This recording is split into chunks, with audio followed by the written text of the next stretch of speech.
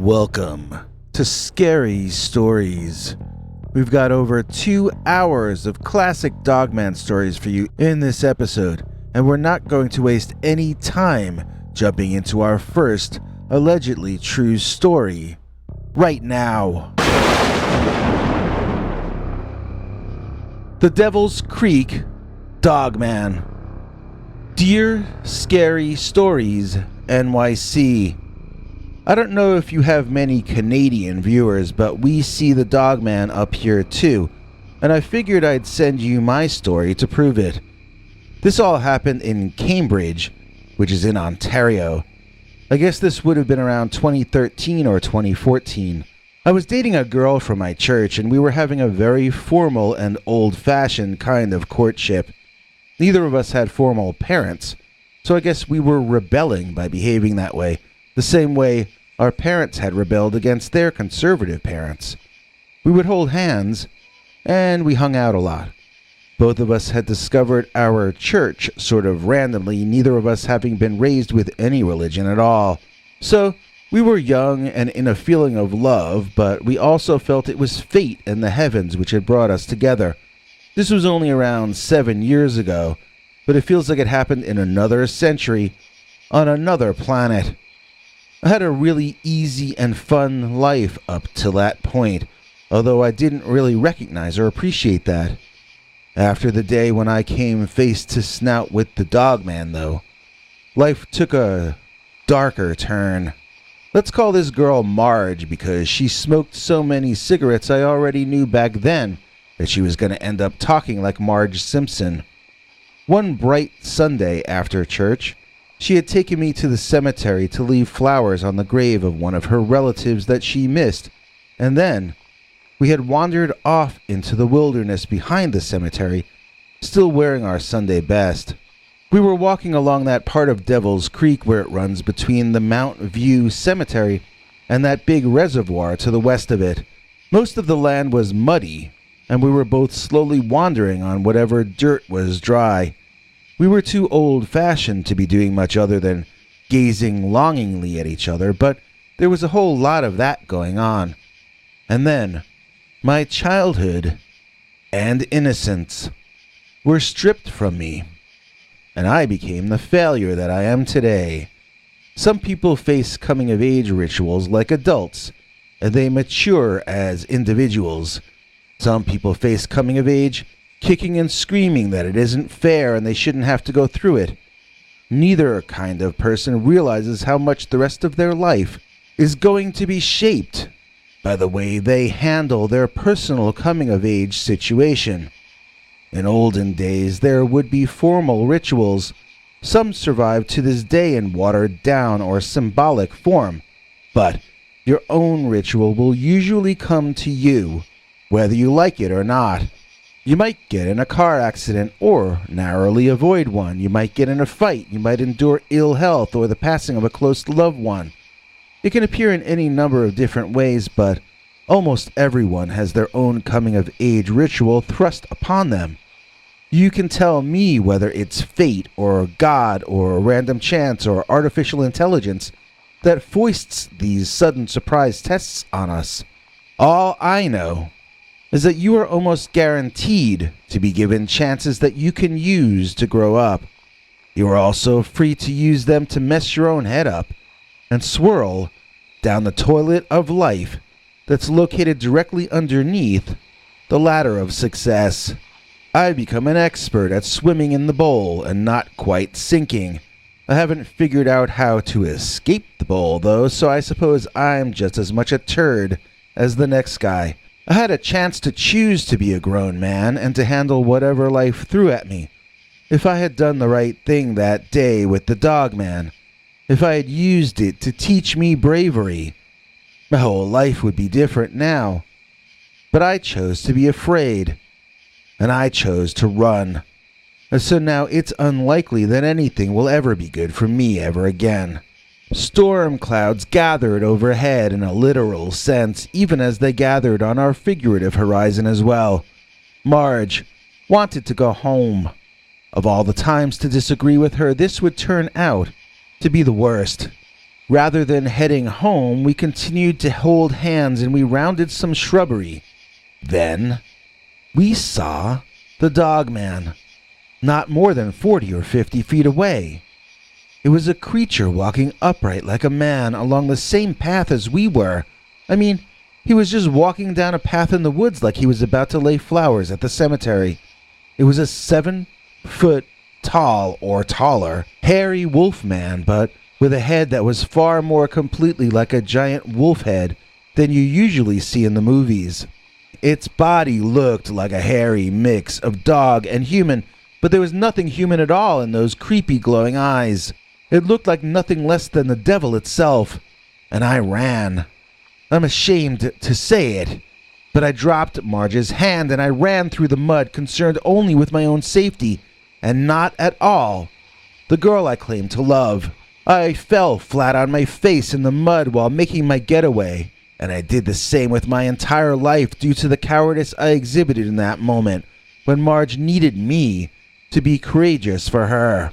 I got back safely, covered in mud, and looking like the fool I was already beginning to understand that I am. Marge did not emerge from those woods, and a search was sent out for her. She was found the next morning telling wild stories of being stalked all night by a dog-headed ape man. I went to her, but she would not see me. When she finally did communicate, it was to inform me that we were no longer to be friends. She still walks with a slight limp to this day because of her night alone being chased by that dogman. Most people can't see it, but I see it, and I know it's my fault that it's there. She'll suffer for her entire life because I was such a coward that day. I wake each morning with the sickening realization that my one chance for happiness was with Marge. She and I were supposed to be together, but when it came time for me to pass my initiation, I ran and hid. Like a scared child, I feel so lost that I sometimes wander through the woods by Devil's Creek, wondering how I could possibly book a rematch or have a second chance. I haven't figured out how to find redemption for my lost life, and I haven't found use for my life without it. So I keep wandering, lost in the forest, hoping for a second chance to be granted by the Devil's Creek Dogman. Don't go anywhere, we've got 2 more Dogman stories to get to in this show, but first, here's my new rhyme. Cheryl's from Boston. From Boston comes Cheryl. Like Henry is friendly, so Willie is feral. Yes, we rhymed Cheryl with feral to pay tribute to today's executive producer, Cheryl from Boston. Please join us in thanking Cheryl from Boston for making this episode possible. If you'd like to help us stay on the air, then you can join our paid subscribers club at peterbernard.com, or do what Cheryl did and click the join link under this or any of our videos. That's how you can join our secret club and get to see our secret, uncensored Sunday stories, far too wild to show on this channel. And speaking of this channel, it's time we got to our second of 3 stories for today, and we call this one The First Snow Dogman. Dear Scary Stories NYC. When I was a kid, I loved the first snow of the year very dearly. One time, it had caused the schools to close, and ever since then, I have had a deep love of snow. Seeing the first few flakes falling and realizing it's about to snow is exciting to me, as that first moment when you realize the person you're really into wants to give you a kiss. I'm not exaggerating, it's that electric for me. I feel a sizzle in my belly when winter finally gets underway, and I know I'll be able to make snow angels and snowballs again soon. I love snow so much that I expect to feel that same good feeling again this year when it all returns. This, in spite of how traumatized I was last year by the first snow Dogman. I had agreed to watch my ex-girlfriend's relative's house out in western Pennsylvania from just before Thanksgiving to just after New Year's as we turned from 2019 to 2020. The house is lovely during the day. It looks like a slice of heaven. At night, though, it looks old and haunted and mean. The general vibe out there is so different in the day versus at night that I stopped being a night person at all when I was there. I rose with the sun, and I didn't stay up very long after it went down if I could avoid it. I had a sort of a casual girlfriend when I first went out to the house, and we used to stay up at night chatting online while playing Fortnite and other things. We had been talking about her coming out to the place one weekend, but instead, she and I drifted apart. I didn't want to stay up late in that house because I would hear sounds that I couldn't explain. I'm used to satisfying my curiosity about things. I don't like to wonder very much. But in that house, I got used to having to wonder because I very rarely got my curiosity satisfied by much of anything. For all I know, there were a bunch of squatters secretly living in that place, but all I know is that the house felt haunted to me. Only at night, though. Like I said, during the day, it was like the beginning of a Disney movie. You know, before all the scary stuff starts. But then, in the late afternoon of a brisk and overcast day, the first snow began to fall as I walked back to the house. I was instantly charmed.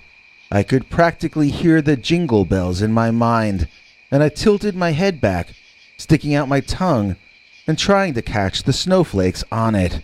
I caught one, missed 3 or 4, caught another, and felt reborn. It was such an intense and warm, nostalgic feeling, and yet, at the same time, bracing and refreshing, like reminding you of your fondest dreams, while slapping you awake at the same instant. I felt so good right then, and I looked off toward the forest, so grateful to get to be in that lovely place at that wonderful time.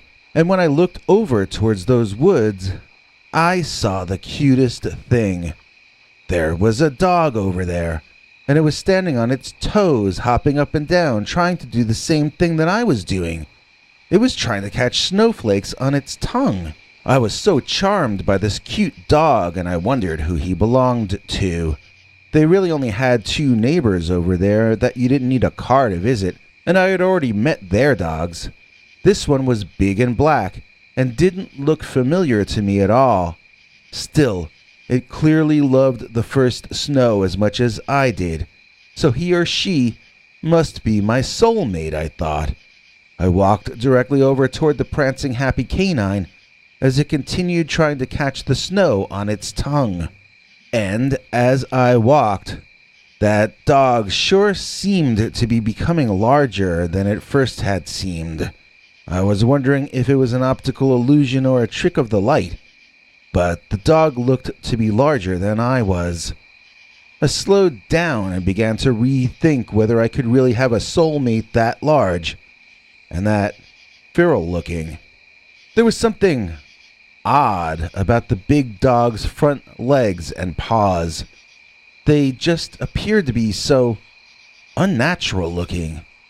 I didn't think they were deformed because they were symmetrical to each other, but they resembled claws and arms more than paws and legs. Excited, the dog began snapping at the snowflakes and leaping around, barking. I must have made a sound in a surprised reaction to this sudden movement because the huge canine stopped everything it was doing and stared directly at me. I could see its eyes, or more accurately, its eyes were hidden behind a yellowish-white glow. It seemed far more interested in me than I suddenly wanted it to be. It was not regarding me in a friendly way, but more as if it were calculating the odds of what it might take to bring me down, and whether I would add enough nutritional value to its diet to make it worth the effort. After apparently concluding its mental calculations, the dog began emitting a low growl that I didn't just hear in my ears, but I felt in my feet. And then he walked forward toward me on his two hind legs, holding those claw-like front paws out in front of him in a most menacing sort of manner. I broke into an open run, taking a direct line between my location and the back door of that house. The dog was behind me, howling vigorously into the air as though setting off the alarm to whomever else. I ran to the house, realizing it was already dusk. It was too dark for me to have still been outside in that haunted western Pennsylvania countryside. I was halfway down to the house before I heard the creature begin to trot after me. He wasn't going to race me, not that time at least. He had done what he wanted to. He had corralled me back into the house. He was a sheepdog man, and I was nothing but his sheep. Rather than going to bed that night, I became completely paranoid and jittery. I hid myself in a dark corner of the downstairs of the house and observed as that big dog man lurked around the edge of my property. He was joined by others, too, who probably came as a result of his earlier howling. I would catch a second of one of them dashing from one hiding spot to another, then a half hour later, I'd catch the brief movements of another. I'm certain now that they are out there every night. They almost seem to have been charged with keeping me locked inside my stable each night. I lived in fear of them. I felt trapped by them all winter. And to think that at first I thought I could have been soulmates with the first snow dogman. I own 3 living dogman. Dear Scary Stories NYC, just dropping a note to say I heartily enjoy your dogman stories. I also enjoy the comments by people asserting to know things about the habits and subspecies of dogmen. I'll tell you now, there's only one species of dogman, and I know this because I personally own 3 living specimens in my private zoo. Sadly for me, all 3 are males. I am hoping to obtain DNA of a female at some point, after which we might be able to breed new creatures. Why the females are so much harder to capture is an as yet unsolved mystery, and I'm sure the keys to unlocking it will also explain a good many other things that we currently do not know about the creatures. I suspect that the females and children are kept in a place that we have never thought to look. Possibly they live underground, in cavities that have so far not been discovered by human beings. The entrances must be camouflaged or guarded or both. If I'm going to go that far, then I may as well admit that I also consider it quite likely that the dogmen have something which at least approaches what we might call a culture as well. I'm not saying that I think they go to the opera and the ballet, but I am saying that they may dispose of their loved ones in secret places so that we won't disturb their rest. They may have separation of duties between the sexes. They may have traditions concerning the raising of the offspring and the feeding of the clan. Then again, they may not, but I do personally think it's something to consider when looking for, gathering, and examining any evidence concerning this phenomena. When I was first offered a living werewolf, I laughed and wondered what it was actually going to be. I have to say that when I first saw it flipping out in rage inside a 14-foot tall cage, I didn't know what I was looking at. I honestly first guessed that they had mutated a kangaroo, and that was because of the claws at the end of each of its fingers. They looked like they could slice you in two with one swipe, but they were wide, like human hands, not narrow like kangaroos. The head was far more like a canine than a kangaroo, which has a kind of a deer-like head, I guess you could say.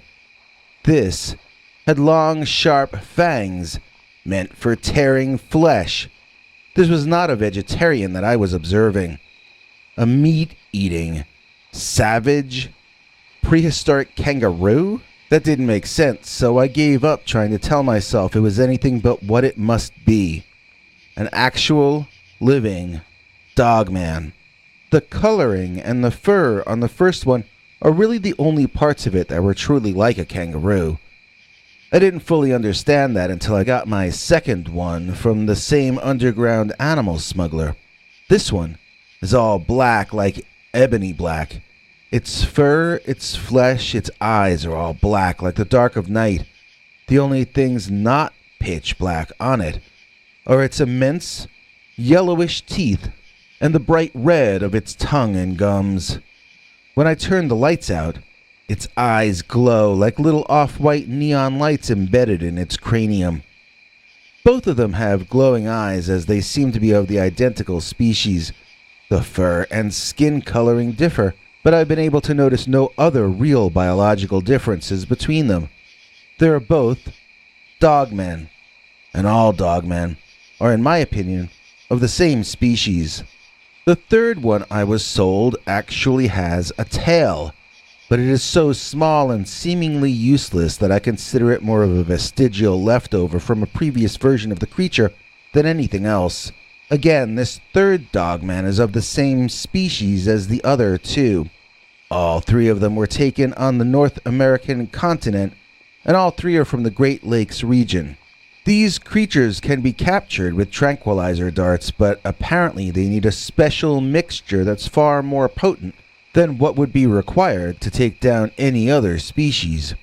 I myself have never been on any of these hunting expeditions, but from what I am told, it could take 30 or 40 men to successfully capture one of these dogmen. I was certainly charged enough to have paid for that kind of an expedition.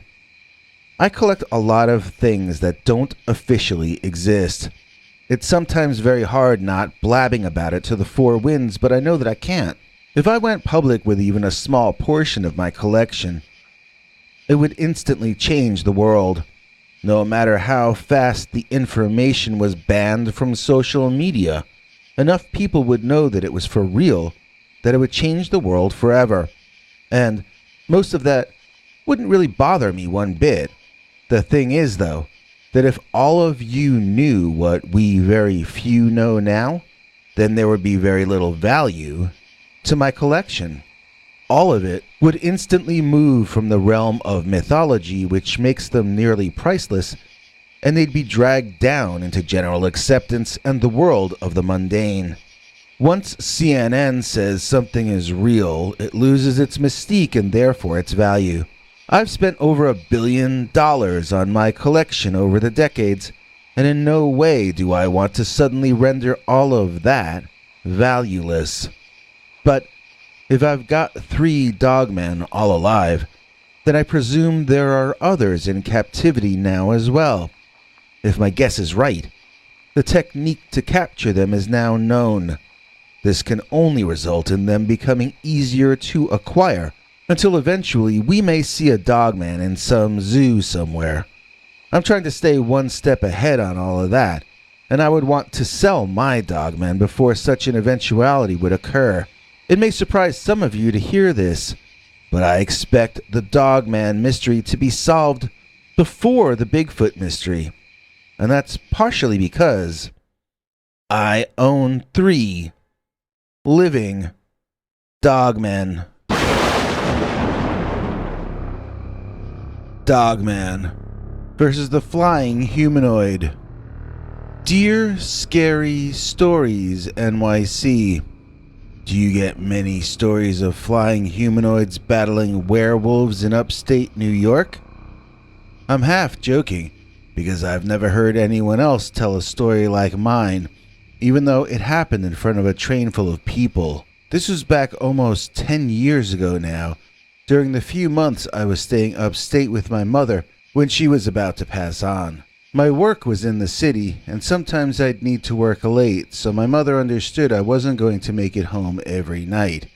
I had a couch and a change of clothes at my office for the late nights.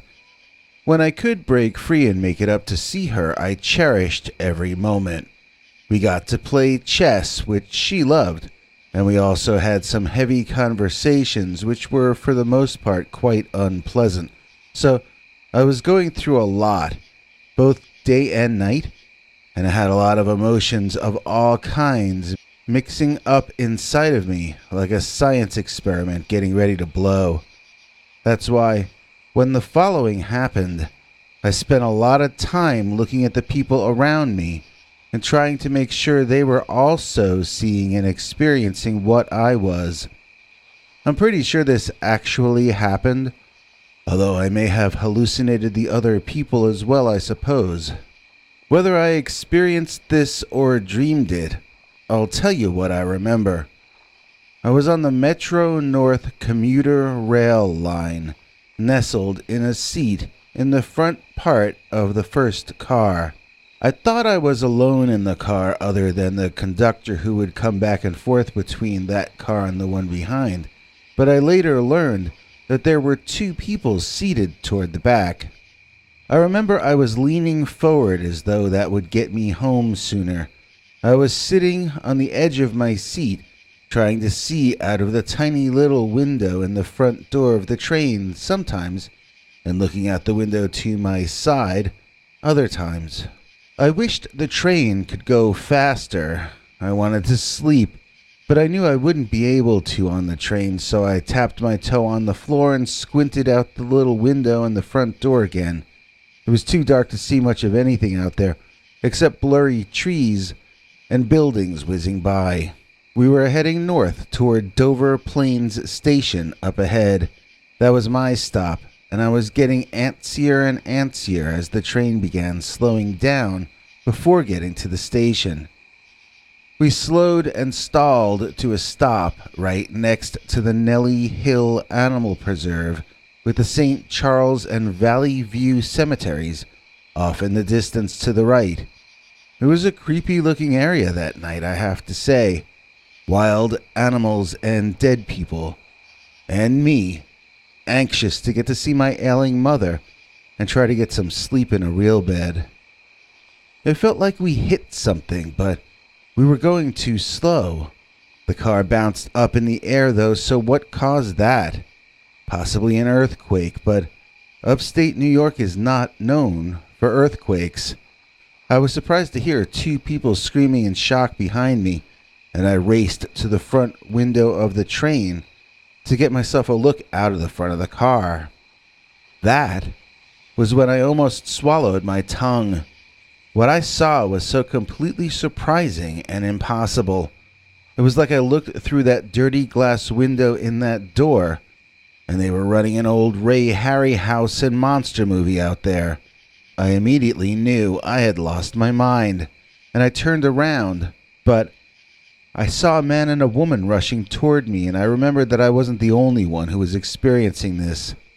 I wondered if what I had seen out the window could be real, and not an example of me reverting to childhood. I turned and reasserted my place at the front window before one of the others could lay claim to it, and my eyes were forced to see this insane scene again.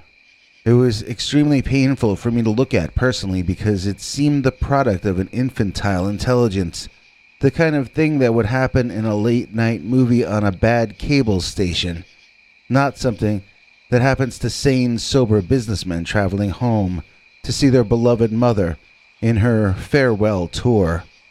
It wasn't just impossible. It was disrespectful to me and rude to my entire family that I was even experiencing it. That was how I felt on that night.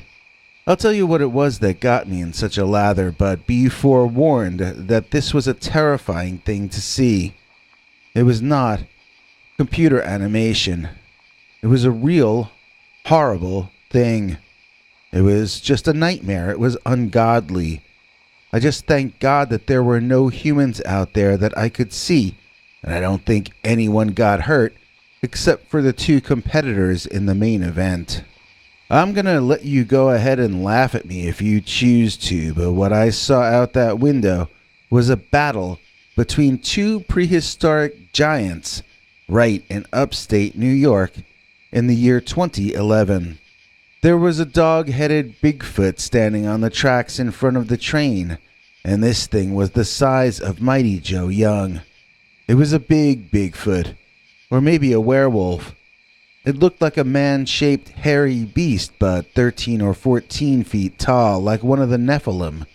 Maybe it was Anubis from ancient Egypt. He had a dog head too. In any case, the huge god-dog monster was looking up in the air at something circling overhead that I at first thought was a large bat. Large, as in giant. It was larger than the dog-headed monster, which was immense. The bat-like thing fluttered down low enough to be briefly lit by the lights of the train and the station, and it was covered in green, scaly skin. At around this point, the woman behind me began screaming some religious prayer over and over in my right ear, and she would sometimes make me feel deaf in that ear. She would get that loud. The man was shouting at her in another language, but I'm not sure that they were together or if they were strangers. I think he was just telling her to stop shouting, but I couldn't hear him well enough to be certain.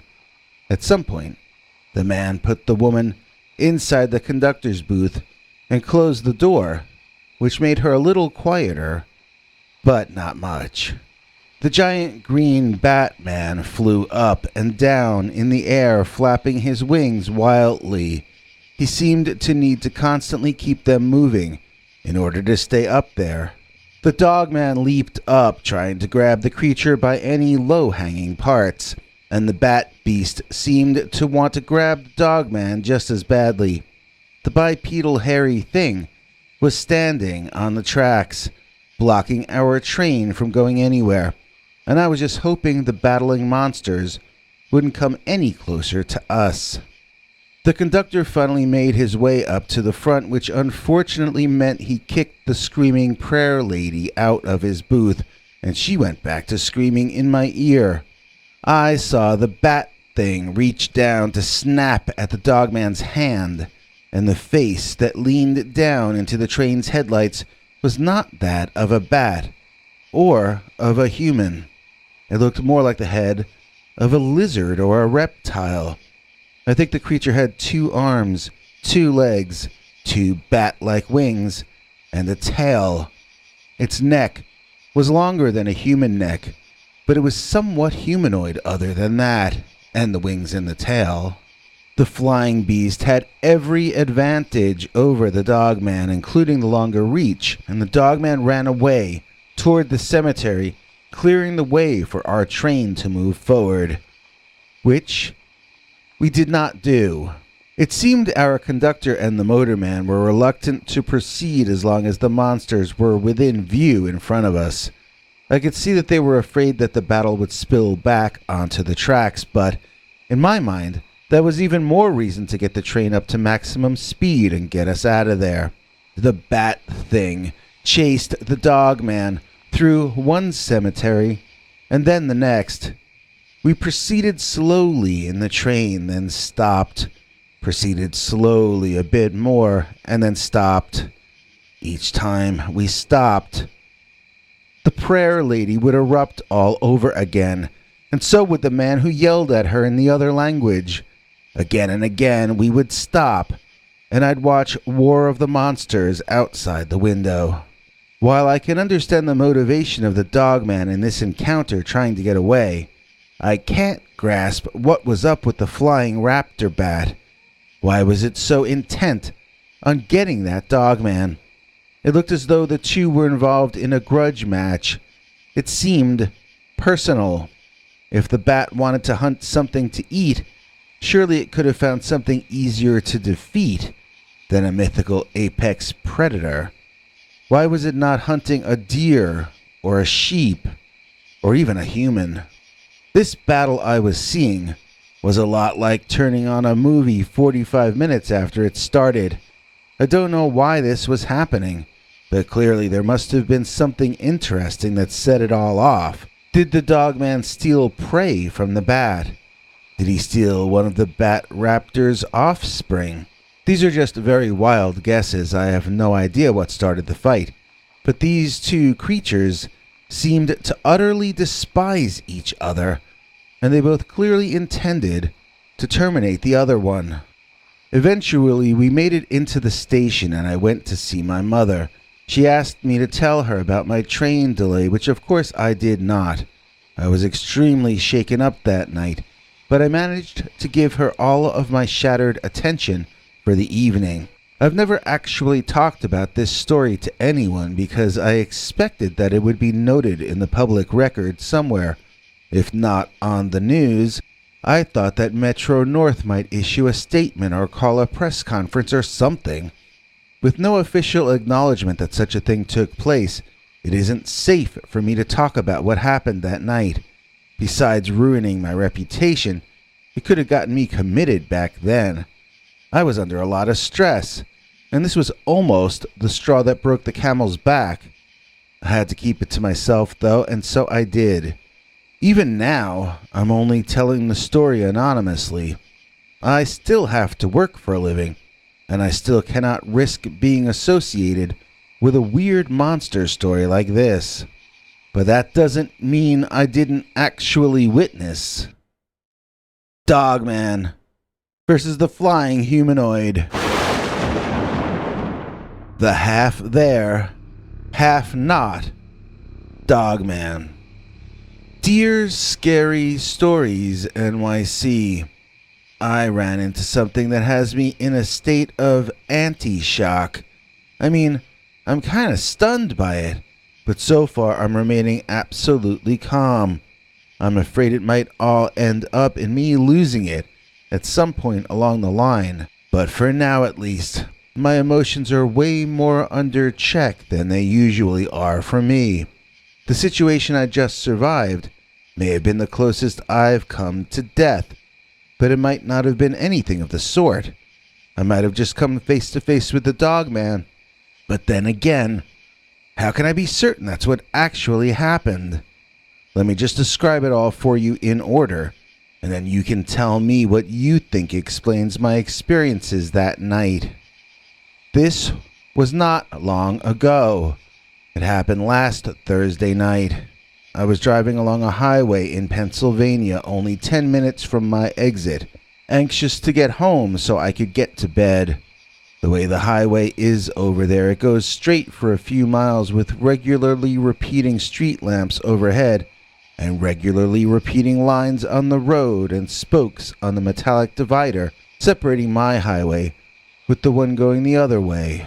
It can get a little repetitive and a little hypnotic at night over there, and I was glad to see a car's headlights on the other side coming in my direction. Anything to relieve the monotony and to wake me up. Only, as those headlights approached, they briefly passed over the dark form of something that sent a jolt of electricity through me. My eyes adjusted, and I could make out the silhouette of the figure still there. It was, to be blunt, the outline or shape of a werewolf or dogman. It had to be an optical illusion, except the more I looked, the less illusory it appeared. The figure was moving, and it stepped forward under a light so that I could see it off in the distance but clear and fully illuminated. I was seeing a dog that was of immense size and standing up on its hind legs. It may have been a wolf, but it was some kind of feral canine that walked and stood bipedally. It was not leaning on anything to stand upright. It seemed to be naturally able to walk in the way that you and I do. The head on the creature was proportionally much larger than a human head, and it had long, wide, gaping jaws filled with knife-like teeth. It all appeared very top-heavy, as though the massive chest and wide shoulders that the dinosaur-sized head sat on should have forced it to tip over. But the thick, dog-like legs seemed strong and graceful enough to lift any weight it would ever need to. I was contemplating whether I should slow down or hit the gas and attempt to speed past this thing, when I saw something that made the entire scene that much more dire. There was a person A human being of some sort. I couldn't tell if it was a man or a woman in the night, but they were running toward me. Whoever it was clearly was trying to escape the huge dogman, and seeing this individual there off in the distance looking so small made me realize that the dogman was even larger than I had first estimated in my mind. And then came the thing that cracked my brain. This next part is where I became so confused as to whether this was a cryptid sighting or a glitch in the Matrix or what, that I almost lost my mind. I saw the dogman reach an arm out and act as though he were grabbing something in mid-air. As he did that, I saw that person who was running clench up, as though he or she had been grabbed by the back of his or her neck. There was a great distance between the dogman and this running person, although I'm not going to guess how much. There was no way the dogman was actually holding the runner, but somehow, at a distance, he was holding him anyway. And then the dogman drew back his mighty arm and he thrusted forward in a throwing motion. I saw that human being that had been running lift off the ground and fly toward my windshield as though he or she had been thrown by the dogman somehow. My brain melted and I screamed, closing my eyes and covering my face with my arms instinctively. At the moment that I should have heard and felt an impact, there was none, and I sensed the car had become out of control. Opening my eyes in time to see that I was in a spin, I grabbed the wheel and hit the brakes and managed to bring the car to a stop on the highway, facing the wrong direction. I looked around for that human that should have slammed into my windshield, and I could see no evidence that such a person had ever existed. There were only so many places that he or she could have ricocheted, and I didn't see anybody in any of those places. What I did see, however, was the dogman. Whatever else was real or not, he seemed to actually be physically there. He was on the other side of the road, looking even bigger than he had looked before. He was glaring at me, and he started to march in my direction. I started the engine and I peeled out with the dogman getting close enough to slap my rear as I drove away. I knew I was driving on the wrong side of the road, but there was a monster that could throw 200-pound objects remotely and telekinetically, chasing after me. I gave it all the gas I had and accelerated, hoping to get the animal out of my rear view mirror before I saw headlights approaching from the front. That's not what happened.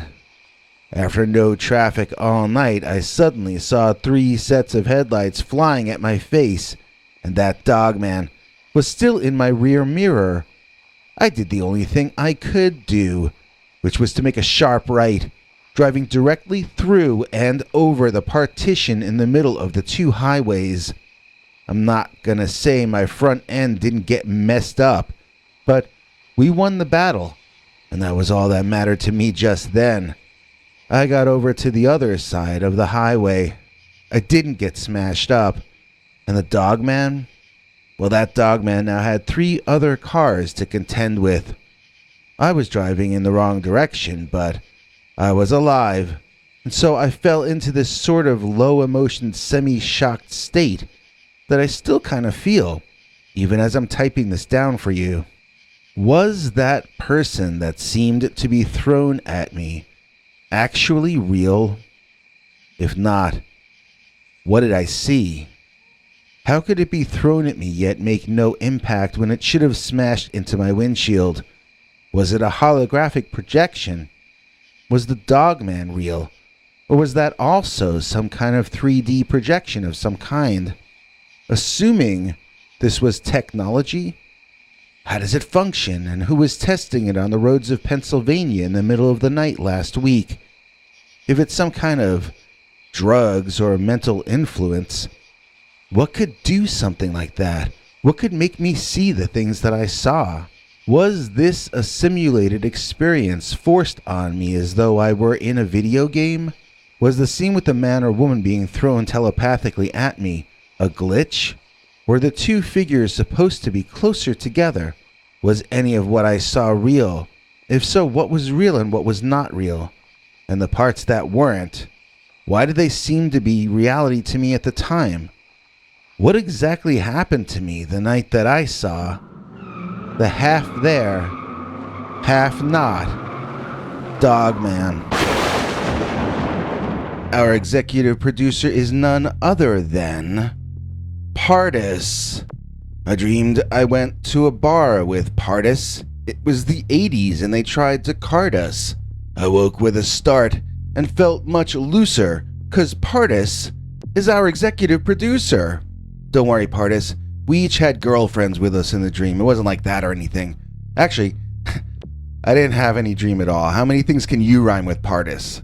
At any rate, thank you, Pardus, for your donations and your loyalty and the story ideas that you pass along. Pardus told me that his friend saw an incredibly large wolf, which he described as bigger than a bear, alongside the road in Ashburn, Virginia. Let's look at that on a map. Okay, here's Ashburn. He didn't say what road in Ashburn. Then Pardus said his friend told him that his other friend saw a very tall, extremely skinny, brown figure standing alongside the road in Leesburg. Let's find that on the map next. As you can see, Leesburg is probably only about 7 miles away as the crow flies. A 12 or a 17-minute drive, according to Google Maps, depending on the route you take.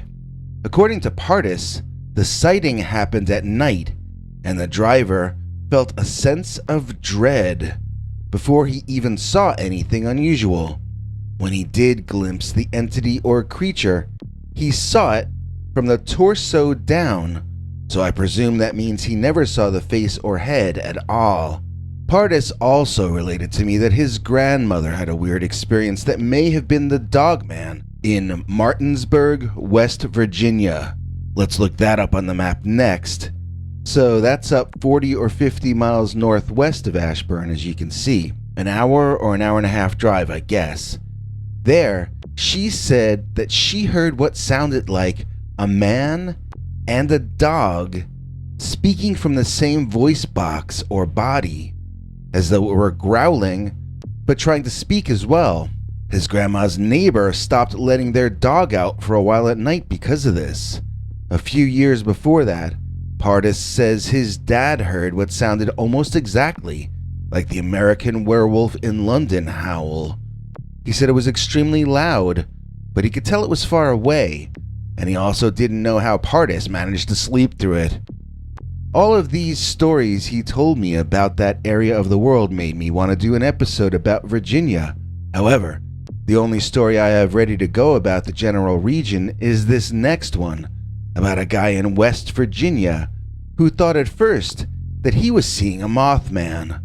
But you can tell that wasn't what he was seeing by the title of this tale, which we call I Thought Dogman Was a Mothman. Dear Scary Stories NYC. I grew up in New York City, but I had cousins in West Virginia that I would sometimes be shipped off to for the summer, from when I was a kid through when I was a teenager. We were all big fans of the Mothman. We each had our own copy of John A. Keel's book, The Mothman Prophecies, and we would quote from it to each other. My copy was all marked up with a highlighter. I always wanted to, and sort of expected to see a Mothman. My cousins and I used to go party at the legendary TNT area, where so many of the original 1960s Mothman sightings took place. But we never personally saw anything. We did hear a strange cry in the night one time, and it was enough to break up our party and send us all scurrying home in fear. But none of my group ever saw a Mothman, at least not when we were together.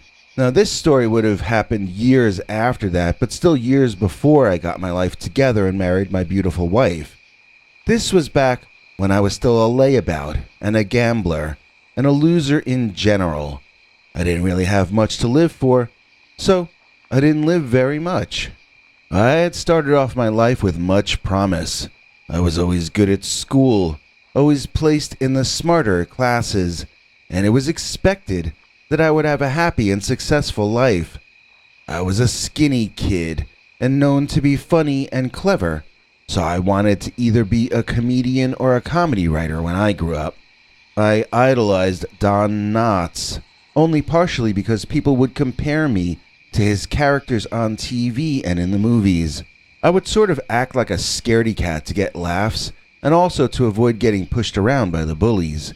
If I could get them to laugh, it was hard for them to stay angry at me, and I learned early on that comedy was my friend.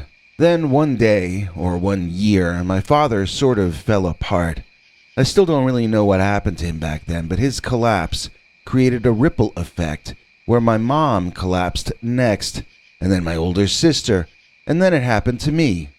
Nobody expected a bright future for me anymore, and I began to act like a doomed or cursed young man. Then, after I was fully mature, I spent my time acting like a doomed or cursed older man. I would still be wandering in the wilderness today, both figuratively and literally, if I hadn't met my wife, but that hadn't happened yet when this story took place. So there I was, a mixture between a complete low-life loser and the remnants of the inner child who had once been promised a happy and successful future. I was wandering the country as a bum in an old Roger Miller song, but deep down, I was still that Don Knotts fan I had always been. So, when I came across a sign saying that I was about to be entering the birthplace of Don Knotts, I stood up and took notice. I entered Morgantown, West Virginia, somewhat in awe, similar to the way I hear people describing their first view of New York City. I gazed around at all of the older buildings, knowing that Don Knotts himself had once gazed at them too. How many of these places had he been inside of? How many of these sidewalks had he walked? I found my way to the Morgantown History Museum, and when I saw the entire wall dedicated to Don Knotts, I was unable to prevent myself from weeping openly. It was somehow, strangely, one of the most moving moments of my life, and somehow seeing Don Knotts being paid tribute to there in Morgantown changed me. That was the beginning of me remembering that I wasn't a bum. I was still that smart kid who did well at school. I was still that kid who wanted to grow up to be Don Knotts, and I deserved to treat myself better. I deserved a life with dignity in it. Some people are saved by religion, and I don't mean this in any way to be sacrilegious or disrespectful, but somehow the kind, goofy, smiling images of my childhood comedy hero really saved my life. Maybe a better way to put it is that it even brought me back from the dead. This experience made me decide to head back east to New York City, where I was from, and to start my life over from scratch. After having decided that, I still didn't have any money to get back to New York, so I figured I'd just continue bumming along the way I had been. Only now, I'd bum along eastward until I got back home. Just east of Morgantown is a whole lot of loveliness called Cooper's Rock State Forest. That was where I traveled through for a while, eventually picking up the Hemlock Trail a bit further eastward.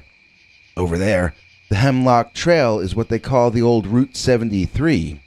It runs along near the current Route 68, far enough away that you usually can't see it, but close enough that you usually can hear it. I was fairly close to the edge of the woods over there, not that far from where it begins to get civilized again. I had already passed the denser and deeper parts of that state forest when I set up camp that night in those trees. My mind was on how I was going to make my way eastward when I ran out of places it was legal to camp on. My mind was swimming in thoughts of how to get a job, or what kind of a job I could get, how I could get some cash, those sorts of issues, as I fell asleep in my sleeping bag that night. That's why it was so very disorienting when I woke up in the middle of the night to that loud screeching sound outside my tent. I don't think I was ever so scared in my life. I think I shrieked like a little girl at the sound I was hearing. It sounded partially like a cat being stepped on, and partially like a hawk crying out as it soars through the sky. But also it sounded a lot like fingernails on a chalkboard. It was excruciating. I felt like an ice pick being shoved in my ears. But it was over as soon as it had started, leaving me in the silent forest, with my heart beating loudly in my head. What the hell was that? I knew what I thought it was. After all, I was in West Virginia, wasn't I? I tried to remember what the sound had been in the TNT area that night, which had scared us all out of there. Could that have been the same sound I just heard somewhere out in the darkness past my tent flap? I wasn't sure, but I convinced myself it had to have been the same thing.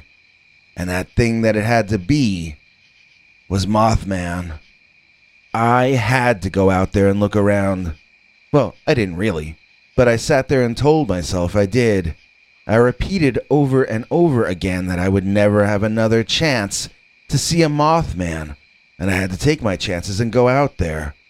The thing is, since the days when I had hung out in the TNT area with my cousins, I had heard that the Mothman was sort of a harbinger of bad times. I wasn't sure I wanted to attract that to myself. But then, I decided that the Dogman was there whether I looked at him or not. If he was bad luck, that it had already hit me. Therefore, by logic, I had nothing at all to lose by looking outside the tent. I unzipped the flap, and I peeked outside. I couldn't see anything but trees and grass in that moonlight. I opened the flap wider and stuck my head outside. I still didn't see anything that might have made that noise. It was at that point, feeling a little less frightened than before, when I undid the flap and climbed completely out of the tent to have a better look around. As soon as I stood up, I heard a little sound behind me, like the tent flapping in the breeze. When I turned to look, I was stunned by the silhouette of something vaguely man-shaped standing there in the darkness just on the other side of my tent. The most horrifying thing about this man or ghost or shadow person or whatever it was that I couldn't see any features on its face. My knees turned to jelly, and I found my eyes tearing up again, but not in the same way they had when looking at the tribute to Don Knotts. No, this was an entirely different kind of weeping.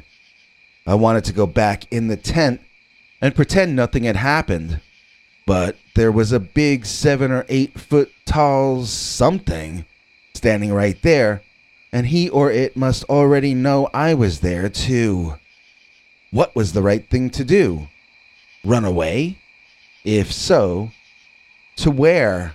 I was very surprised to be in this situation clearly, but I was also confused by the figure across from me. If this was a Mothman, then where were its bright red eyes? Could its wings be wrapped around it the way a bat wraps its wings around? I wasn't seeing arms, but I also wasn't seeing wings, and I wasn't seeing eyes. It was possibly even creepier than standing near a Mothman, I guess. I was standing near something that would have even given a Mothman the willies. I didn't know what was going to happen, and I didn't know what to do about whatever was going to happen either. I just stood there, crying, starting to go back in the tent, thinking better of it, taking a step or two away, then reconsidering that. I didn't have anything to do that made sense, and so I wept like a baby. I wondered if this was the end, and my crying became a little louder. The entity stirred at my noise, and I flinched. The top half of it spun around, and I understood for the first time that I had been looking at the creature from behind. That explained the lack of facial features and eyes, but the face and eyes I was looking at then didn't make me feel any better about the situation. You see, this creature did not have red eyes, and it did not look like a bird or a bat at all. It had a long snout, not unlike that of a dog, or a fox, or a coyote, except colored very darkly. It might have been brown or gray or black. It was impossible to tell in the dark, but it was furry all over. I could see its left shoulder as it was partially turned, and its left arm looked an awful lot like a dog's front leg. This was not a Mothman at all. This was a Dogman. He or she or it began to whine, and its golden-colored and hypnotic glowing eyes opened as wide as they would go. It looked like I had agitated the upright canine with my presence, and I reacted like I would if the neighbor's dog was acting threatening to me. What I mean is, I slowly held my hands up to show I had no weapons, and even more slowly, I ducked back down into the tent and went back inside. It was like pulling the covers up over my eyes in a sense, but more like pulling the covers up over the Dogman's eyes. I knew it was up to him or her whether my situation would be accepted. The Dogman could have torn that tent apart in a minute, so I was just going to have to sit there and wait to see what happened. And that's what I did. Until the morning. I sat there, wondering if the Dogman had left or if it was still outside. Even after the sun was up, I waited a while longer before looking out, terrified that that dog would still be there. I hear people talk about knowing that a Dogman is nearby, that they feel a sense of dread before seeing anything or hearing anything. Well, I felt the same sense of fear from the moment that screeching sound woke me up until I got moving out of that area in the morning sunlight. Maybe some people are more sensitive than I am, or maybe I was just too scared to know what I was thinking or feeling. So I never heard another sound from that Dogman once I got in the tent.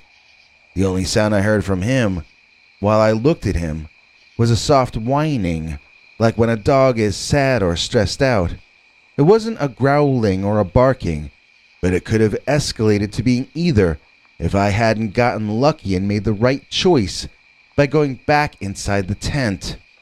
I don't really know if he made the sound that woke me up. It's possible something else made that sound, and maybe that's what he was looking at when I interrupted him.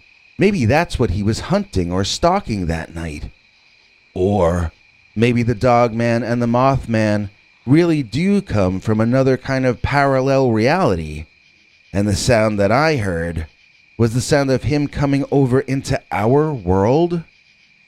John A. Keel used to write about people hearing screeches and babies crying in the woods at night. Keel sometimes would get dry ice and touch metal to it in front of the witnesses reporting strange sounds in the night. This was apparently pretty close to the sound people heard, and it led him to theorize that the sound was not coming from the creatures themselves, but from the act of them coming in from an entirely different atmosphere. I've listened to videos of dry ice screams, as they're called, and I honestly cannot tell you if that was what I heard on either occasion. The first screech, when I was young in the TNT area, happened when I was tired and perhaps a bit inebriated.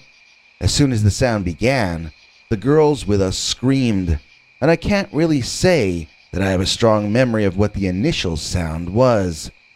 In this second case in the tent, I was sleeping when the sound woke me up, and I really only remember the end of it. Yes, in both cases, it might have been a sound resulting from an atmospheric phenomenon like metal touching dry ice, but then again, it might not have been.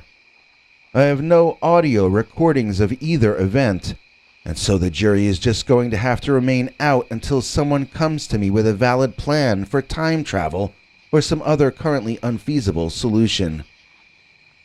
Every time I talk about this old stuff, it always reaches the point where I start using big words and going on about theories as to what actually happened or what the Dogman or the Mothman actually are. But that's just to put some distance between myself and what happened. I do it because it's embarrassing and unsettling to admit how terrified I was in the presence of that really weird dog-headed thing. It didn't even make sense, just standing there in the night, looking the other way. Why was it there? I'll never know, and it will always frighten me to think about it. I have nightmares about it to this day because I thought Dogman was a Mothman. Today's all-new executive producer, Ron Barracuda. Rather than writing my own rhyme for Ron, I shall defer to the epic talents of the legendary Wilson sisters, who once wrote, and I quote, "If the real thing don't do the trick, you better make up something quick. You gonna burn, burn, burn, burn, burn to the wick. Ron Barracuda."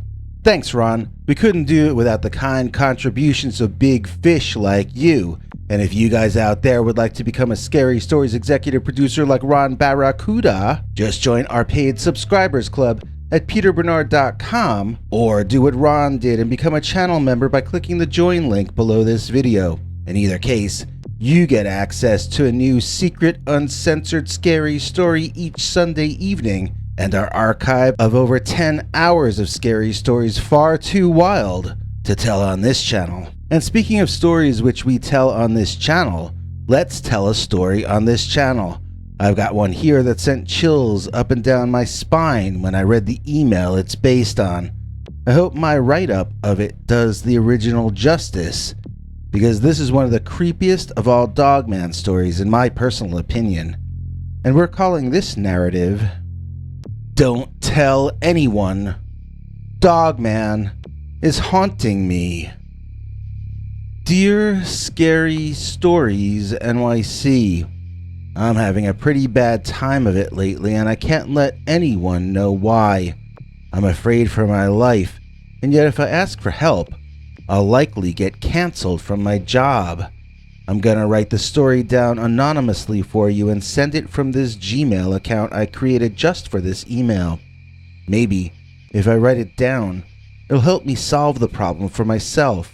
My two biggest issues are this: I am being haunted by Dogman, and equally bad, I can't tell anyone about it. My company moved my department from the urban location I used to live at to a very rural area in an entirely different state. It contributed to the breakup of my marriage, and now I rent a house alone out in the woods near the building I used to work in. I only knew about 3 people when I first moved here, and there is no social life in this part of the state. I was feeling very sorry for myself, but I really should have cherished those days. They were so quiet and peaceful. I had no enemies who haunted me in the night.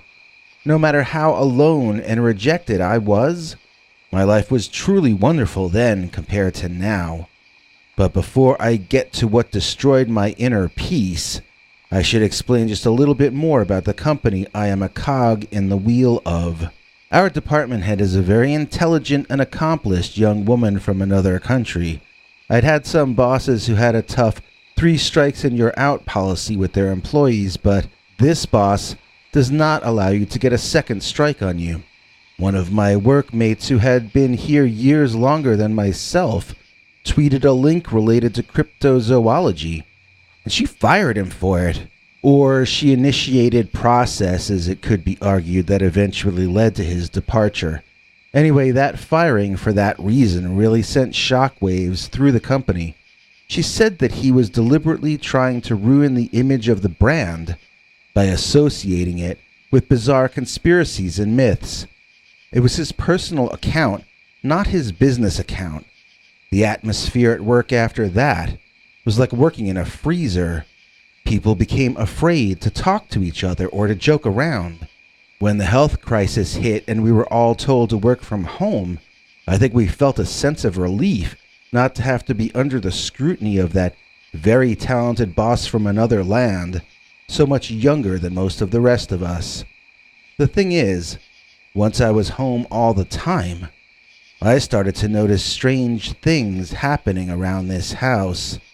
Some of them I think had been happening all the time, but with so much of my day spent traveling to work, working at the office, then traveling back, I didn't really have time to notice the oddities around me as much.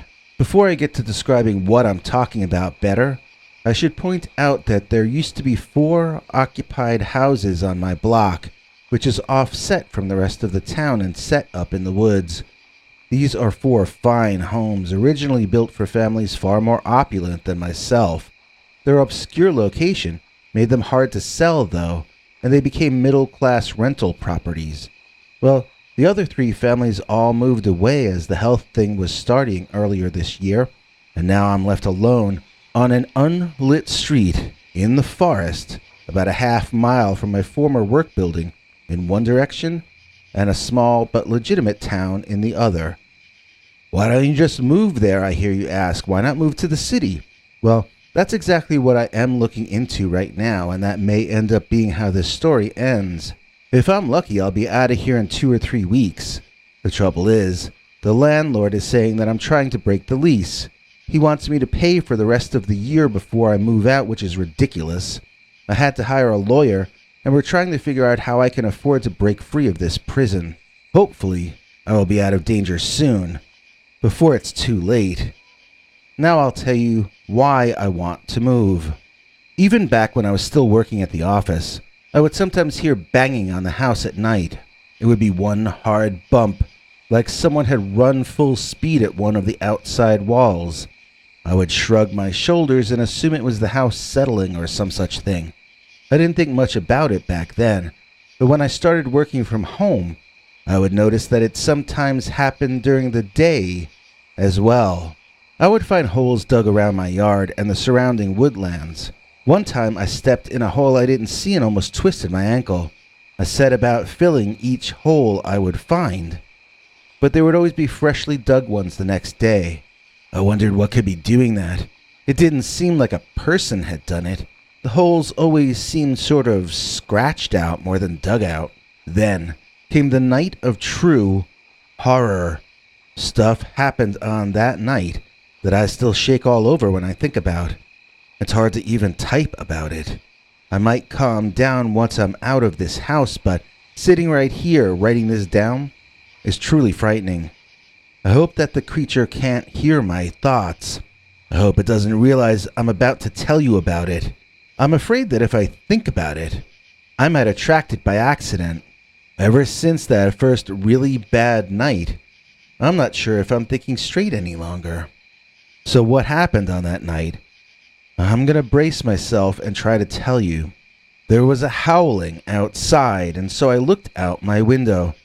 I had never, to my memory, heard such a sound in my life. It was a different kind of a howl, mixed with a moan. I wondered what could be making that sound. I don't even remember hearing dog howls before on this property. There are no families here anymore and no dogs either. We probably do get coyotes or even wolves sometimes, but I've never heard them. And then, on that night, this strange, deep, long howl came from the nearby woods. I remember staring out my living room window across the lawn to the trees. It was mostly dark out, but not completely yet. I thought I saw something in the wood line, but I wasn't sure. So I turned the TV off to kill its reflection on the glass. Then I returned to squinting in the woods once more. I didn't have to look for long.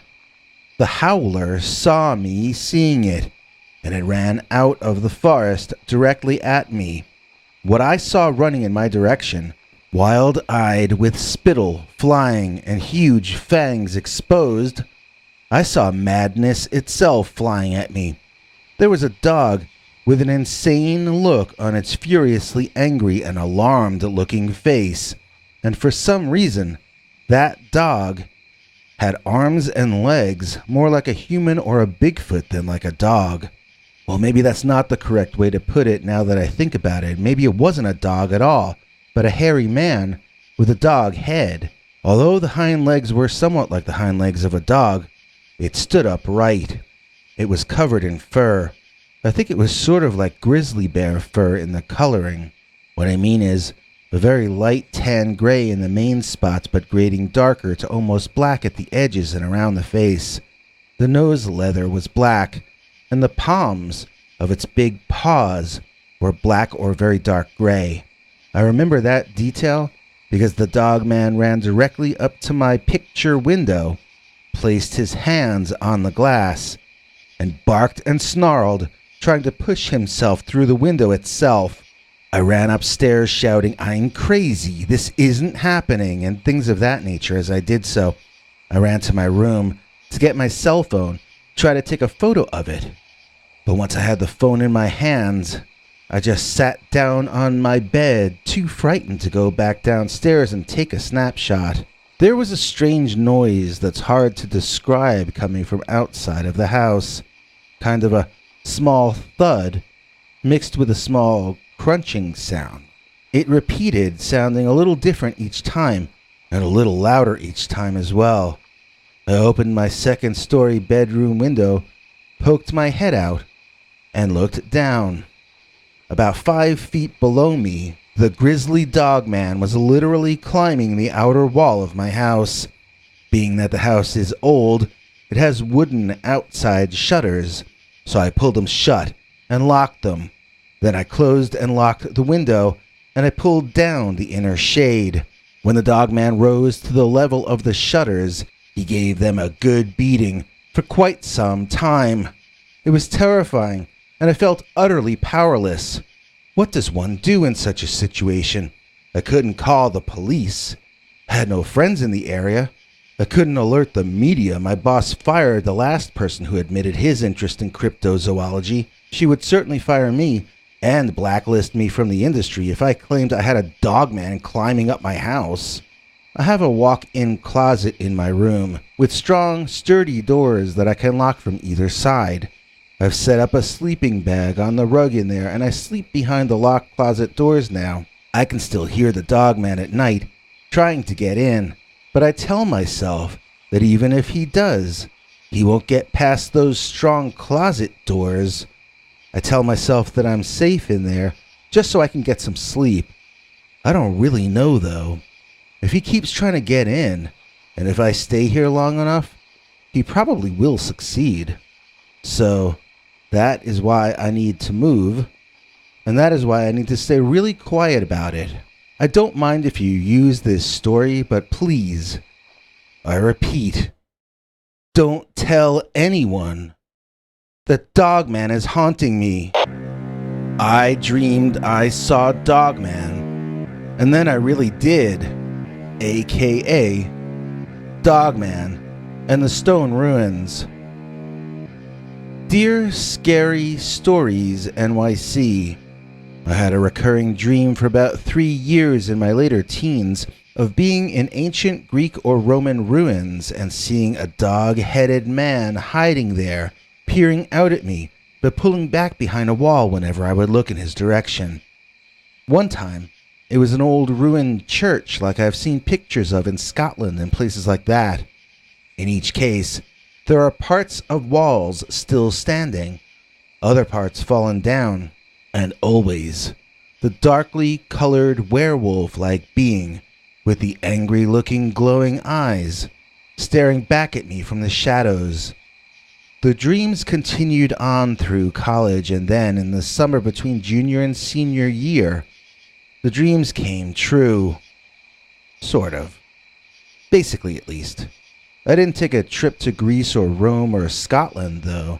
My real-life Dogman encounter happened right here in the United States of America. In fact, it happened in Georgia, the state I live in. I was hiking the trail through Skull Shoals Experimental Forest with my brother-in-law, who is also one of my closest friends. Skull Shoals is a ghost town located inside the Oconee National Forest in Georgia, although as far as I know, only one part of one building remains standing. That would be the old mill, which was the center of the tiny town. I don't think the population ever even got as high as 500, and it's been gone a very long time now. Even as far as the mill itself goes, there's just one section of partially connected, partially broken walls remaining upright, with a fence around them to keep you from getting too close. We passed the ruins in the beginning of our hike, and we both talked about them for much of the day whenever we would stop to catch our breath. For whatever reason, they seemed interesting enough that we agreed to walk over and get one more look at them after our hike, just to eyeball them for a little bit longer.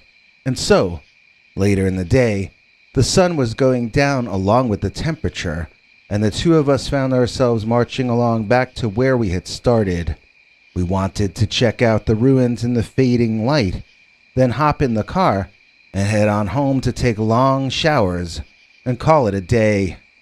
Only when we got to the ruins, we found something or someone there who would change our plans to suit his or its whim.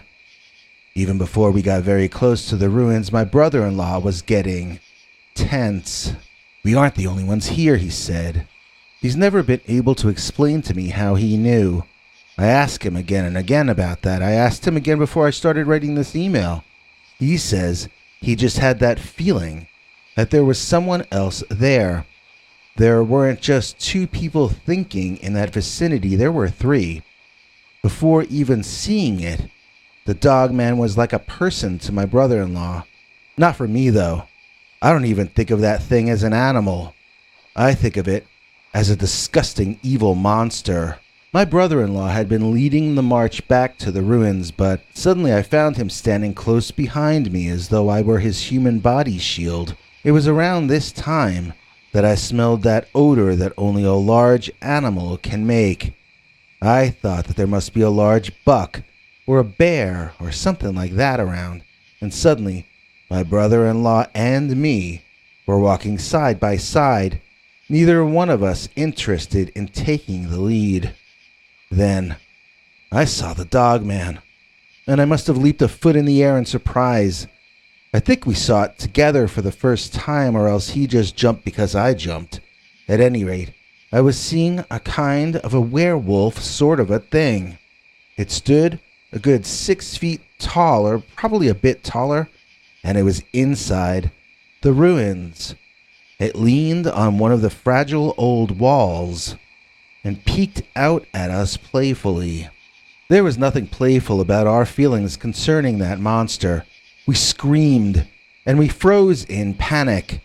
I remember feeling like my eyelids were going to get broken from being so wide open. I mean, it literally hurt my cheeks and forehead to stand there staring that wide-eyed. I mean, I absolutely could not believe that I was looking at not a bear, and not a buck, and not a mountain lion, or even a Bigfoot, but a freaking dog-headed hairy animal man? In Georgia? In the 21st century? Did this really happen? I still am not really able to accept that it happened even now. I want to find out that it was a joke or a prank. I want an explanation for it besides that I really saw a Dogman with my brother-in-law.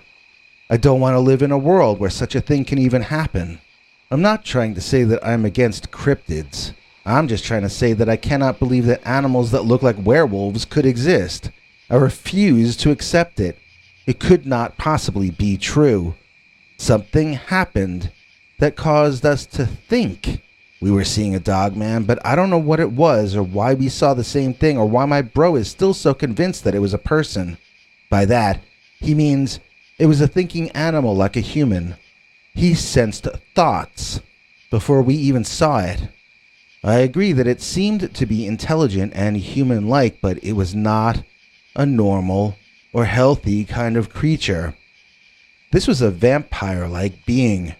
It grinned in a sick way when we jumped and screamed. It enjoyed seeing us panicked. It seemed as though it were feeding on it, but not in the way one looks satisfied after eating food. Our misery seemed to be activating something else inside the creature.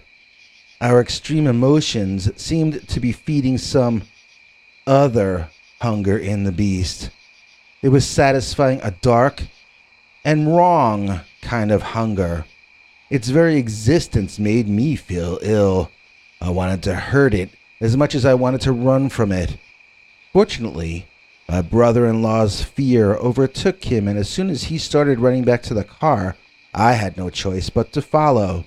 I wonder if those nightmares I had about the Dogman were actually visitations from that vampire-like being.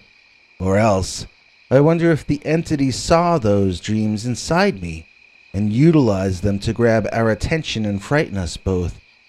I don't think it ever intended to physically harm us, but it seemed to want us scared. It enjoyed seeing us scared. Normal animals will scare you to make you easier to attack, or they'll do it to get you to back off. They don't scare you, then stand there looking all happy about it in a weird, unhealthy looking sort of way. I think the Dogman is demonic if it is real, but I still, as I said, don't really think that it does exist. I think the Dogman is just a form taken on by other entities looking to frighten us and feed off the energy of our fear. And my reason for thinking this is that I dreamed I saw Dogman, and then I really did. The Galveston Growler.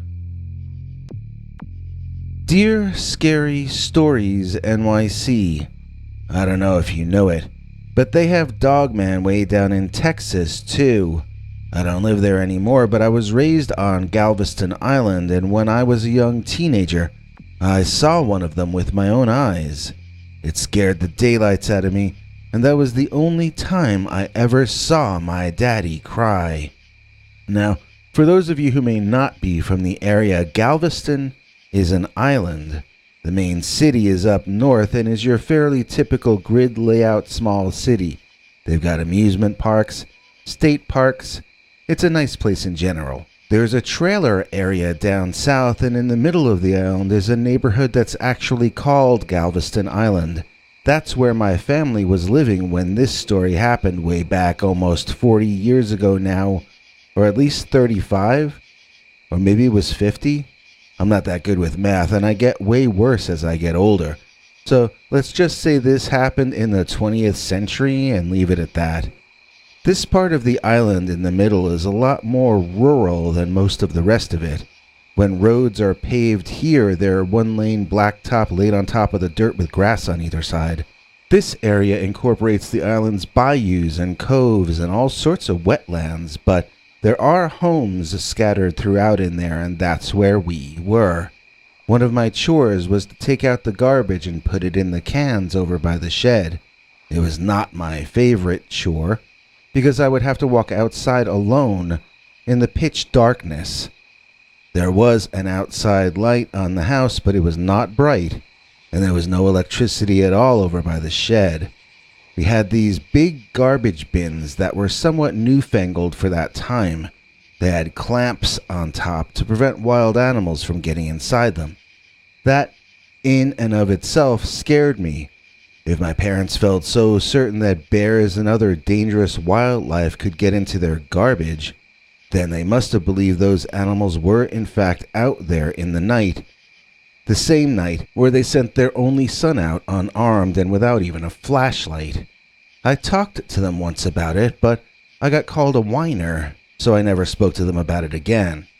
Anyway, like I said, nothing ever happened to me while I was taking out the garbage, until this one night when, as I approached the shed, I could swear I heard something growling. I stopped walking and listened. Nothing. I took another couple of steps and the growling returned. When I stopped, it stopped. When I walked, it returned. I looked down at the garbage bags I was carrying and at myself. Was it something I was doing or carrying that was making that growling noise? I wiggled the bags. I wiggled myself, dancing but remaining in my spot. There was nothing that sounded like growling. Deciding to experiment, I carefully and as quietly as I could took one tentative step forward. The growling returned, far more intense than before. I turned and lumbered back to the house with the garbage bags in my hands, my heart beating so hard that it felt like I had someone kicking a bass drum in my chest. I ran into the house shouting for my father. I found both my parents in the living room watching TV. I told them there was a growling coming from the shed. My father, not taking his eyes off the television screen, asked, "So?" That wasn't the response I'd been expecting. "Dad," I whined, "remember you told me that if I heard a growling I should come straight back home and tell you?" "Well, son," he began wearily, "I told you that when you were 5 years old. Are you going to still come running to me for the rest of your life? Sooner or later you'll be running to the graveyard to see me, you know." My mother actually defended me that time, or maybe she just wanted to disagree with Dad, I don't know, but she said he shouldn't send a boy out to do a man's work. There might be a mother bear hiding in our shed with her pups. He could be sending his only son to his death just because he was too lazy to go throw out the garbage for himself. Dad sat there watching the TV and asked again, "So?" Mom kept on going, and sooner or later Dad figured out it would be less annoying to just go throw the garbage out than have to listen to any more lecturing. He grabbed his defense, loaded it with ammo, then opened the back door of the house. I looked at him, wondering why he was just standing there. It turned out he wanted me to lead him to the spot. He didn't even know where we threw out the garbage. That made me laugh. I grabbed one of the garbage bags, leaving the other for him, and started walking toward the shed in the dark. As we started approaching, I could hear the growling, and I stopped. My dad just kept going. I asked him, "Didn't you hear the growling?" He was like, "Hear the what? Speak up, son. You sound like a timid little kitty cat. That's your mother's fault you ended up like that. Why, if it was up to me." And while he was going on, lecturing and insulting me, walking directly toward the growling that he was talking too loud to hear, I just stood there, amazed at the man's absolute certainty that he couldn't possibly be in danger because it was only me and my mom who felt that he was. I realized how little he thought of anything I said, and so I stopped warning him that he was walking into danger. I just dropped the garbage bag where I stood, and I watched. Well, I will tell you this. There was no mother bear and cubs in our shed. Heck, there wasn't anything in the shed at all as far as I could tell. No, the source of that growling was coming from the other side of the shed, the side we couldn't see. And that source of said growling stood up when my dad got too close. And when he did, his dog-like head peered over the roof of the shed at my dad. I mean, it looked down to see my dad, who was 6'3". There was somehow a dog that stood taller than our shed, and it was growling at us, looking directly at my dad with these weirdly glowing eyes. I tell you, it did not look like any natural kind of animal when it loomed at us over that shed. Maybe it was the eye shine, but something about the beast struck me as supernatural or paranormal. I don't like to use words like that, but I'm not sure how else to put it. At the time, I thought I was going to see a bear, and instead, I saw this thing that I interpreted as a werewolf. I don't remember if I knew what a dogman was at that time, so possibly I thought it was a werewolf, because what other options did I have? But I also, in my gut, felt that it was something magical or evil. I know that's not a rational statement, and I know I'm not backing that idea up with any proof other than it had eye shine and the whole scene felt weird. I know that lots of animals have eye shine, and I also know that any number of things can create a spooky mood, but that doesn't necessarily mean you're experiencing something that science can't explain. My father, upon looking up to see a big old dog head looking back down at him, dropped his garbage bag and his defense and ran back to the house weeping like a little girl whose mommy left her at kindergarten for the first time ever. I followed him back to the house, walking backward and eyeing the large dog's head the entire time. I made certain not to look it in the eye, but I watched to see that it was only watching me and not following. Now, just before I bolted into the house, I saw the creature come out around the shed and begin walking toward me. I should be clear that the entire time that the situation had been happening, I had only seen the head, and I was imagining the rest of the creature.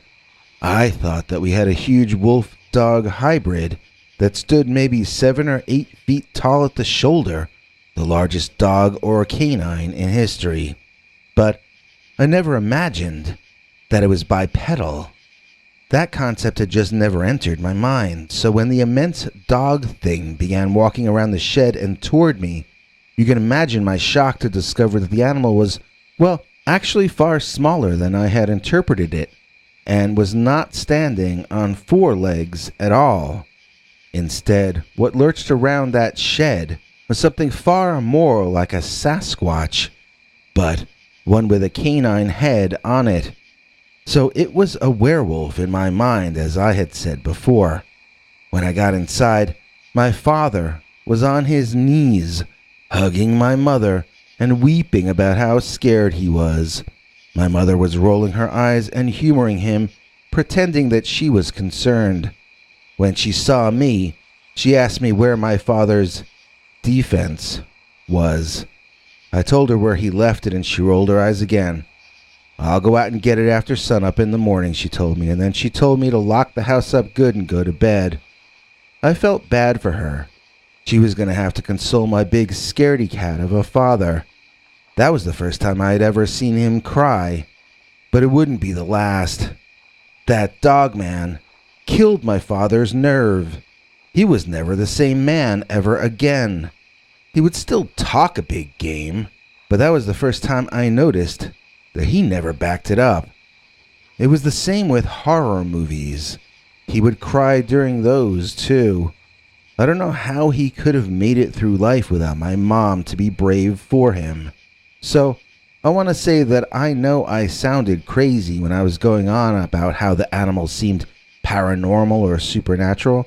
I was just being honest. That was how I felt about it as a kid. But either a giant dog or an upright walking canine can scare the poo out of you, and it's only natural to think that it's unnatural. I mean, that thing was scarier than any bear I've ever run across. So, let's assume it was a real living creature. Where could it have come from? If it's real, it must be rare, since I've never even heard of anyone around here seeing one of those things that we saw. Maybe it doesn't normally come over to that part of the island. Maybe it was just a random once-in-a-lifetime thing. If that were the case, he would still need some kind of habitat not too far away. In fact, there is a possible candidate for such a habitat nearby. The Brazonia National Wildlife Refuge is just across the water from Galveston Island and down a ways to the southwest. And the bayous and wetlands just outside of our part of town must have seemed a bit like home to the creature. Anyway, that's kind of what I think about the possibility of this being an actual real species. It might be hiding out over there. But if you ask me, anything that big and bipedal that has remained undiscovered this long is more likely from some other kind of reality, time, or dimension. As wacky as that may make me sound, I still think it's the best explanation for the Galveston Growler, the Hungry Horse Dogman. Dear Scary Stories NYC. When I was younger, about 1,000,000 years ago, I used to date a girl that lived in a place called Hungry Horse, Montana. And one night, after walking her home, I swear to you that I saw a dog-headed monster coming out of the woods along South Fork Drive. This was many, many years ago, and I'm not 100% certain that I even remember correctly who was there, but I remember a bunch of us all going out to have a good time, using my old friend Bob's van to go bar hopping, basically.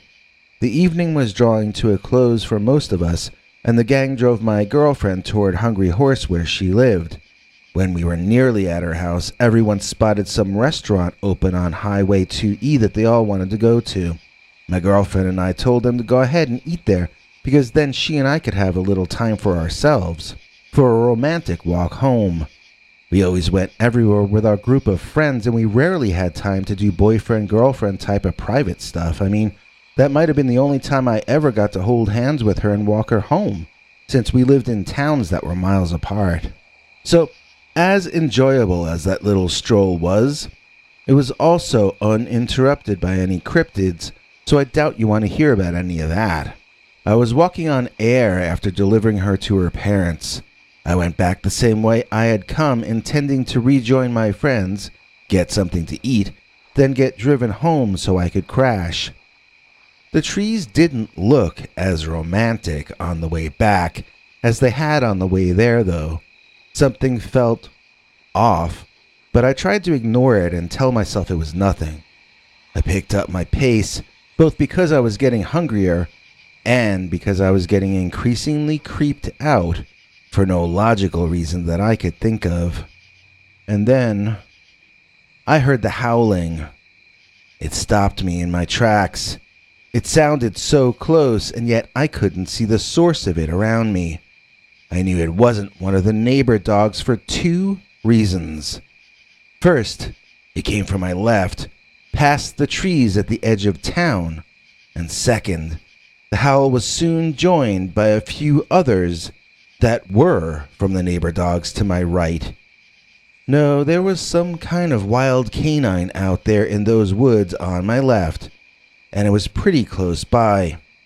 I got so scared by this that I momentarily thought about going back to my girlfriend's house and asking her parents for a lift to the restaurant, but it was only 2 or 3 blocks away. I decided I'd rather die than have that girl see me as weak or cowardly, and when the second howl came, much louder and far closer, I knew I might have to literally do that. I took off running, getting exhausted almost immediately, then soon slowed to a jog which I hoped I could maintain. I also hoped that none of the neighbors would see me running down the street, as they might take me for some kind of crook. This entire situation was very embarrassing, and my face was burning as I ran. I remember staring forward at the main road as though it were the promised land of eternal salvation or something. If I could make it that far, I thought, I'd be out in the light. Then whatever was pacing me in the trees, making those howling noises, would probably leave me alone.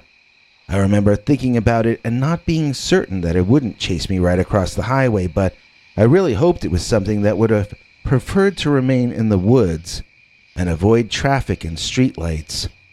I crossed the street to my right, even though I needed to eventually turn left. I just wanted to put more space between myself and those creepy-looking, howling woods. Nobody was out, and half the houses had their lights out. At this point, I stopped worrying about being embarrassed, and I actually was hoping that people would walk or drive by so that I wouldn't be so alone in this situation. It seemed, though, that the neighborhood had already turned in for the night. I looked for better lit areas to walk in, but they were all out on the highway, not back here in the sleeping town next to the dark woods. I was not used to jogging, especially not in dress shoes, and my feet began to ache as much as my lungs gasped for air. I had to stop and lean against a phone pole to catch my breath, giving my feet a break. I was really tired, and I wished I could go to sleep at the same time that I was panicking. I just wished I could be in a safe place, sleeping somewhere.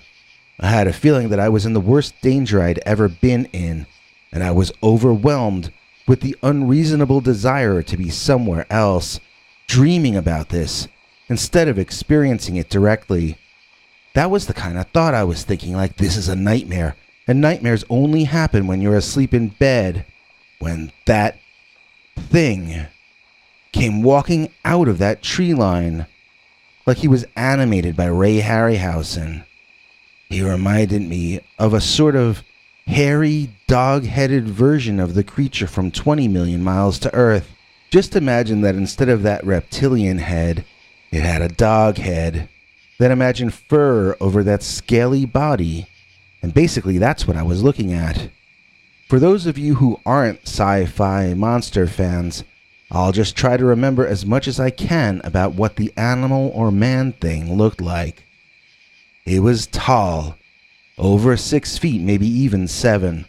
It was either an extremely tall man in a fur version of a ghillie suit, or it was an unclothed animal which walked on its hind legs. The legs looked like 20 Million Miles to Earth.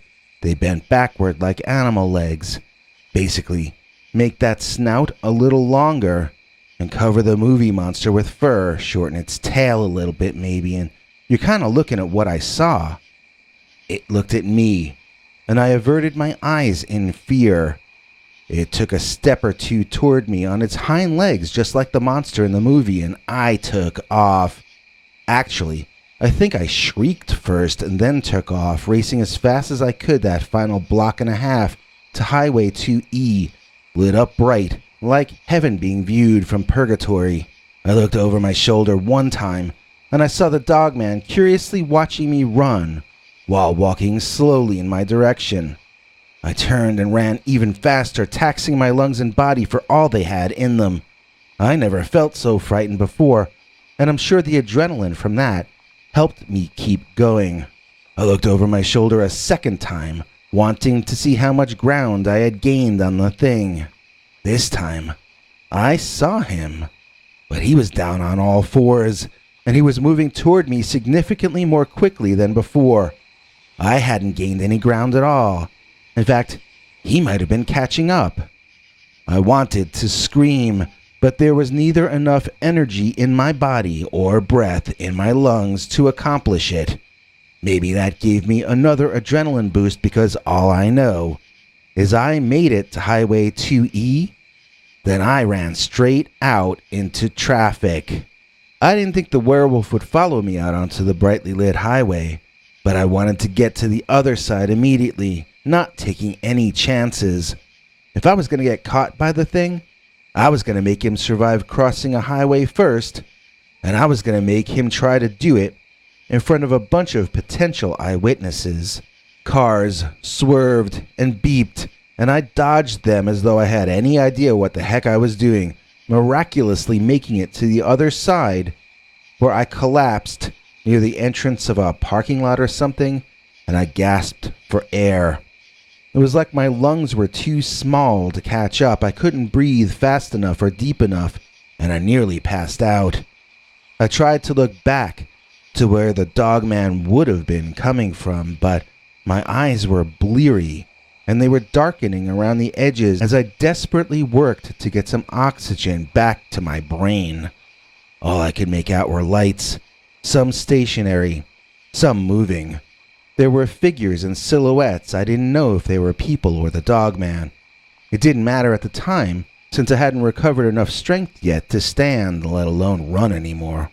I made it back to rejoin my friends, and I survived all this time just so I could tell this story to you, so I have to assume that the dogman took one look at Highway 2E and went back to the world he was master of.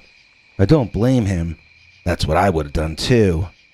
By the time I made it to the restaurant, my friends wanted to leave. I was ravenously hungry though, so I ordered a burger which they made me take with me to eat in the car. It made me think about that dogman's motivation. He must have been a lot hungrier than I was for him to consider coming out in the human world to find some prey. Him chasing me was the scariest thing that ever happened to me, but I bet he was just as scared of starving when he chased me that night. I was thinking how evil he was, but there I was chewing on cow meat no better than the monster would have been doing if he caught me. This is all presuming that the creature was a real flesh and blood animal, and not some hallucination coming out of some vortex, if you believe in that sort of thing. Hungry Horse, Montana is surrounded by woods, and I think that my body certainly felt that it was being chased by a real animal on that night. But since I got away, I suppose I'm fortunate enough that I will probably never get to find out what the true nature was of the Hungry Horse Dogman. I'd like to thank today's executive producer, Sheila Paulette Roberts. Sheila Roberts, the best yet. Her middle name is Paulette. Her comments prove that she can feel ya, 'cause she's Ms. Roberts. First name Sheila. Sheila is another of our prodigal members who we are excited and happy to welcome back. Sheila has been loyal to us for a long time, and I hope we're loyal back to her for even longer. If you'd like to help us keep going the way that the wonderful Sheila does, just join our paid subscribers club at peterbernard.com or click the join button under this video. Either way, you get access to over 10 hours of secret, uncensored Dogman stories, far too wild to tell on this channel. I know yesterday's secret video was too wild for Gmail. They censored it and I had to take certain words out before they would even deliver the link to the members. So that's what you get when you join our channel memberships. And now, let's jump into the kind of story that really gives me the creeps. This story has Dogman in it, sure, but it also has the kinds of scary people I am most afraid of. You'll understand what I mean as I tell you the story called The Men in Black Shut Me Up about Dogman. Dear Scary Stories NYC, I am a lifelong fan of Dogman and cryptids in general, so I don't blame you if you're skeptical about the upright walking canine sighting that I'm about to report to you. But it would be dishonest for me to put it any other way. I'm not a researcher, I'm not a writer, I'm not a student. I am a fan of cryptozoology and cryptids. I watch every cryptid documentary I can find on TV, YouTube, Amazon Prime, you name the platform, and I've scoured their search engines for monster documentaries. So you would actually be right to be suspicious of my sighting. I myself was wondering if my intense interest in the subject had led to me hallucinating or imagining my very vivid experience. But then, the Men in Black came to my apartment to bother me about the sighting. Now I have little choice but to accept that it all actually happened. People think the Chestnut Ridge is only a town in Pennsylvania. It's also a name used to refer to a line of mountains known to be places where people see and experience strange and inexplicable phenomena. There is a place along the Chestnut Ridge in Morgantown, West Virginia, called Dorsey's Knob Point. It's a lovely spot from which you can get a view for miles in all directions on a clear day. It's a kind of natural Empire State Building for our area, you might say.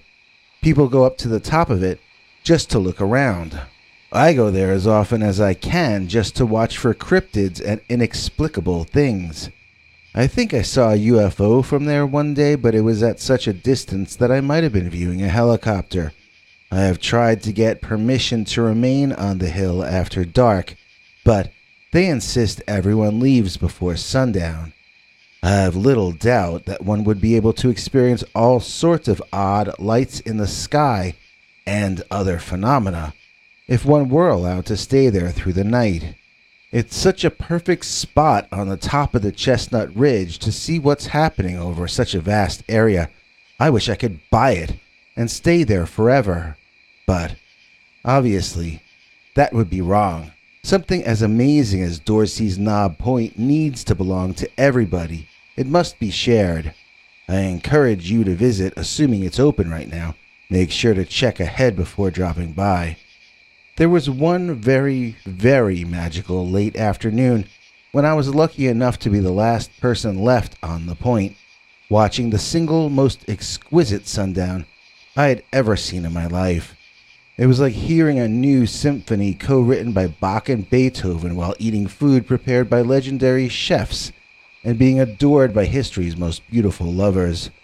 I was fully and completely moved and swimming deeply in cool, comforting gratitude. The only words going through my mind were, thank you, and thank you. If I could have bottled that sunset, I'd be a millionaire today. Then, while the sky began to grow dark, I realized that no matter how moved I was, it was still time for me to leave. Rising reluctantly to stretch and get ready to go, my eyes caught something coming up the hill, just past the white viewing platform. It looked at first like a bear, so I went into instant alarm mode. Once I had stared at it for a second or two, I could tell that it was coming in my direction, and it was moving as fast as a bear could possibly move. Either that animal was crazy, or it was hungry, and I had to get out of there before I found out which.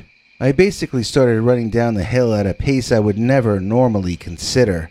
When I reached a stopping point, I took a few seconds to catch my breath a bit, but more importantly, to look back up toward the cliff to see if the bear was following me. It was. And not only that, but it was standing up on its hind legs. It was not climbing up using all four limbs any longer as it had been when I first saw it. Now, it was upright and bipedal and walking down the path just the same as I was. This truly stunned me. I knew bears walked upright, but I never imagined seeing one doing it while climbing down from Dorsey's Knob Point. The next time I stopped to stare at the bear, I noticed it had odd, pointed ears on top and an extra elongated snout. I didn't know there were a black bear with ears and snouts like that before, but I was seeing it with my own eyes.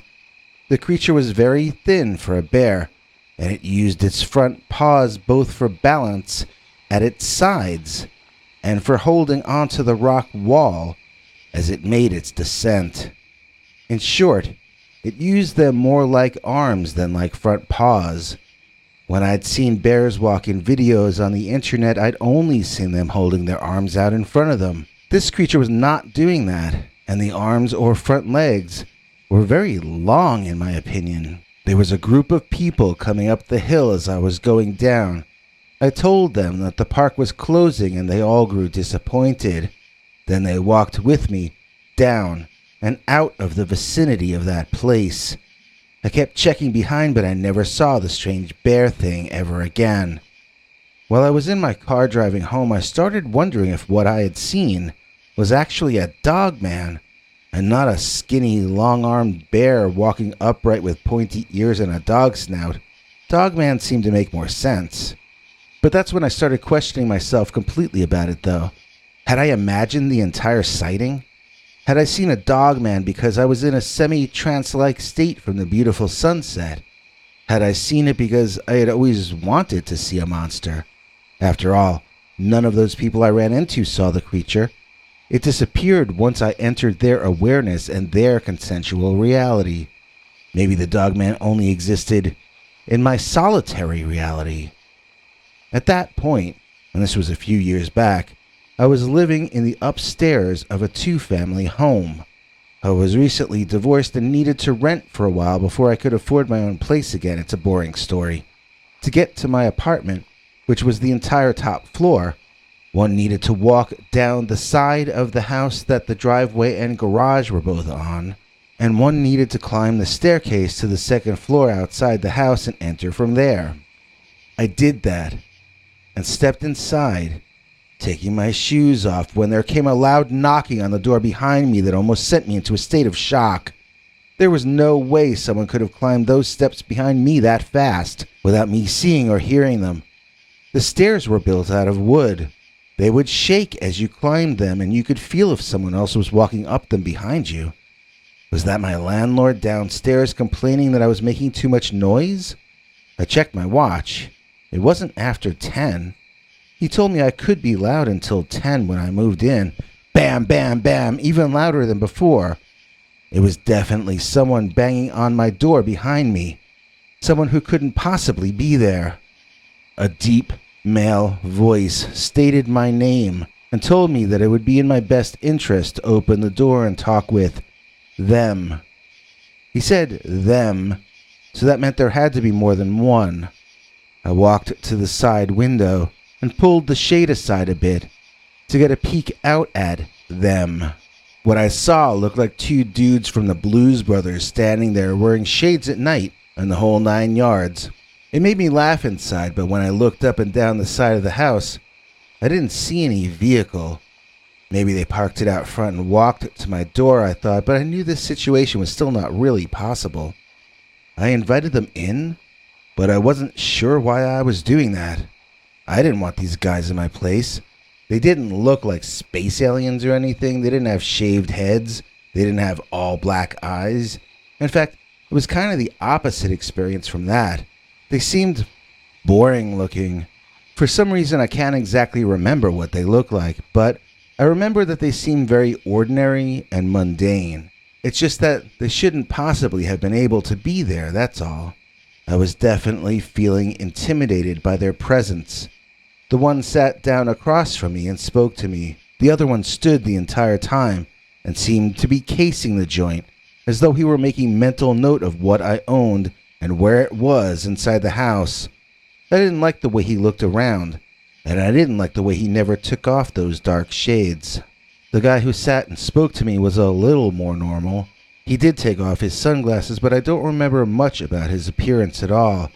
I know that he seemed angry at me in a subtle way, and I found it uncomfortable to look at him. He had this expression on his face as though I had disappointed him and I just wanted him to leave.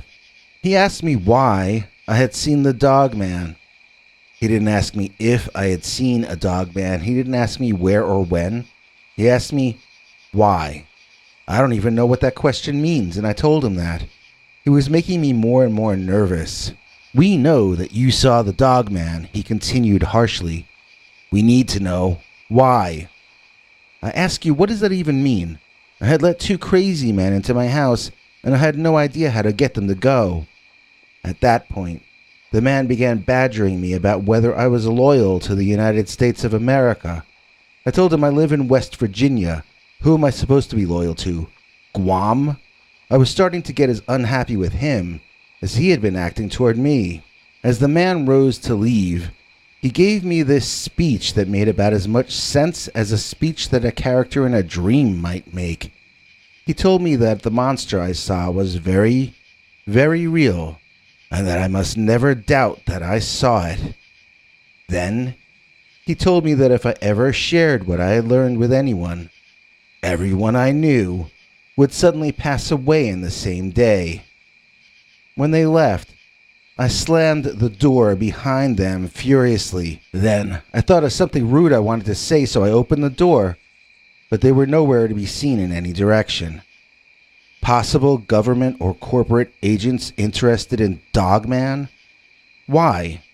I'm not so sure they are interested in the creature itself, so much as the way it gets here. I didn't invent this idea. In fact, I first saw it in an old book by Nick Redfern. His theory requires you to believe that these are living beings that originate in another kind of reality and come here through some means that we apparently don't fully understand yet.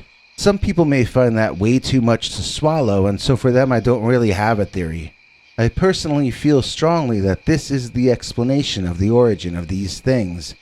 I used to wonder if they use elaborate cave systems underground to escape our notice, but that wouldn't explain the situations in which cryptid tracks lead to a spot, then simply stop. such as has been reported at Skinwalker Ranch. If those creatures went in any direction, it would appear to be up, not down. Or maybe they just stopped vibrating at the same speed as the rest of us and slipped into another version of this same reality. And I only feel this that much more strongly since the men in black shut me up about Dogman, the Cuba Dogman. Dear Scary Stories NYC, I never believed in monsters of any sort. I come from Missouri, and we're called the Show Me State for good reason.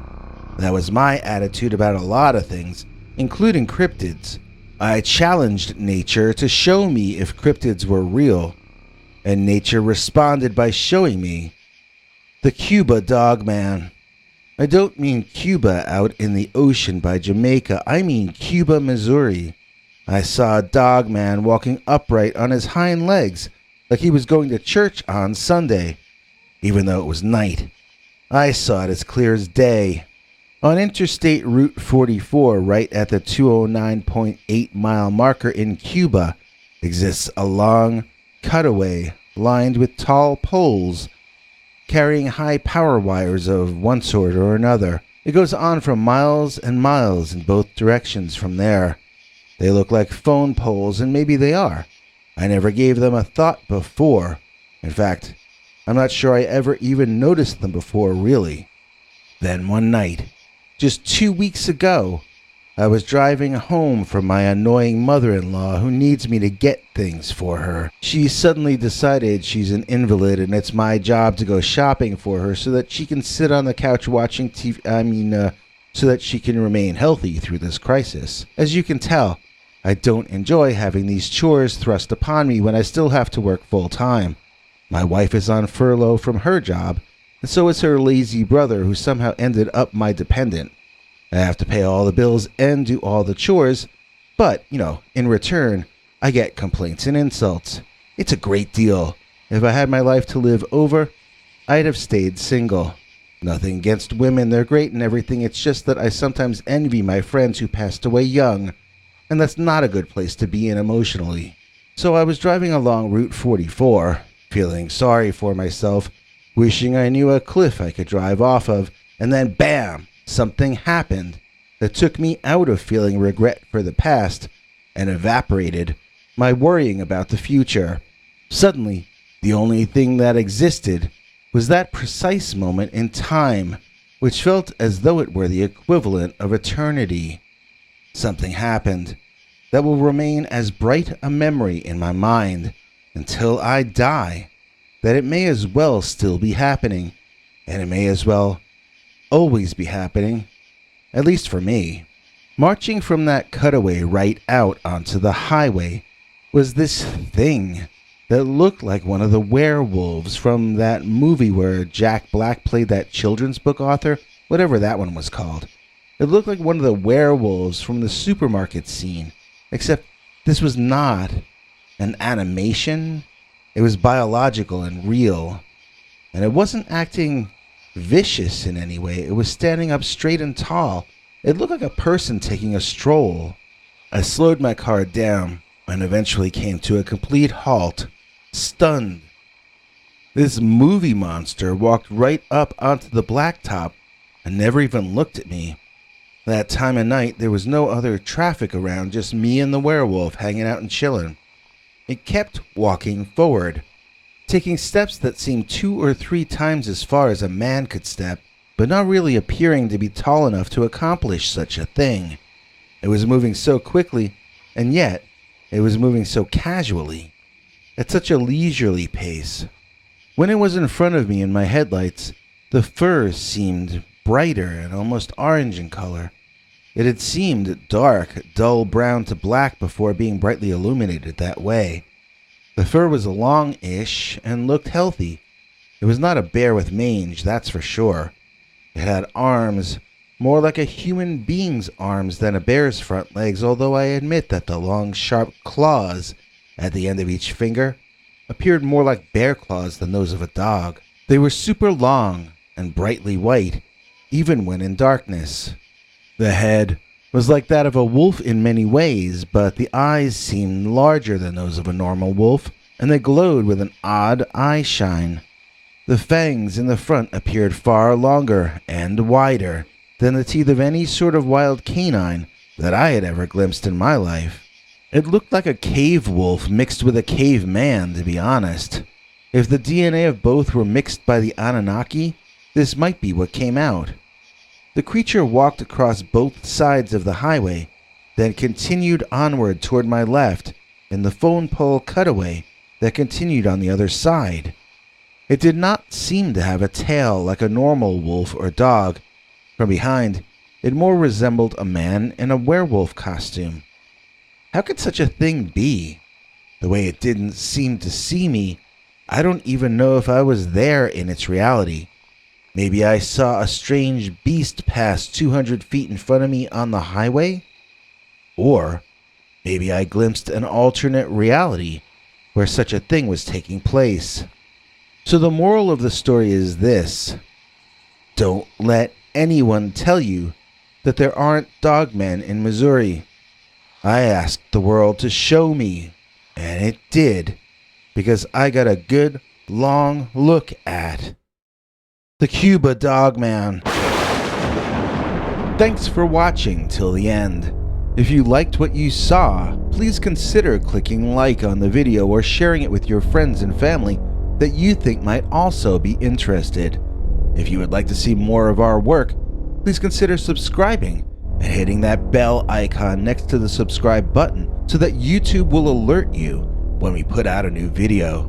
To become a channel member and gain access to our special perks, you can click that join link under each of our videos. Another option is to join our PayPal subscribers club at peterbernard.com. You can join for as little as 99 cents on YouTube or $1.50 at peterbernard.com, and that gains you access to our weekly secret uncensored episodes. If you'd like to see our 21 hours of archives of uncensored Dogman stories, then please join at the $3 level or above. To get to watch our shows in advance of the public, please join at our $10 level.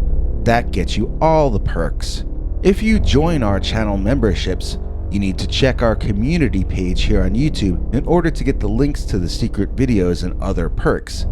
If you're in the PayPal subscribers club, Peter will email you all the news and links himself. Once joining the PayPal club, which is Peter's homemade club, please give him a chance to see that you've joined and to compose you a personal welcome email, as none of that is automated.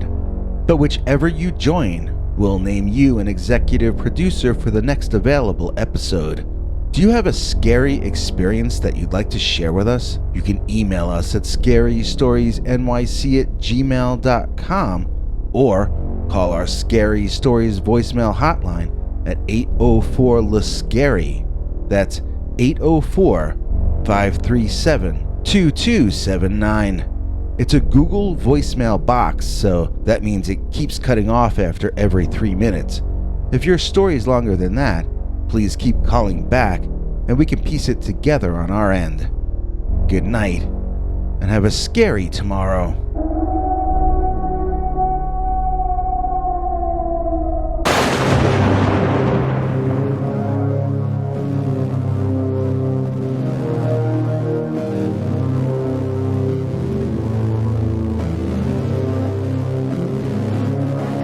Come back for more scary stories.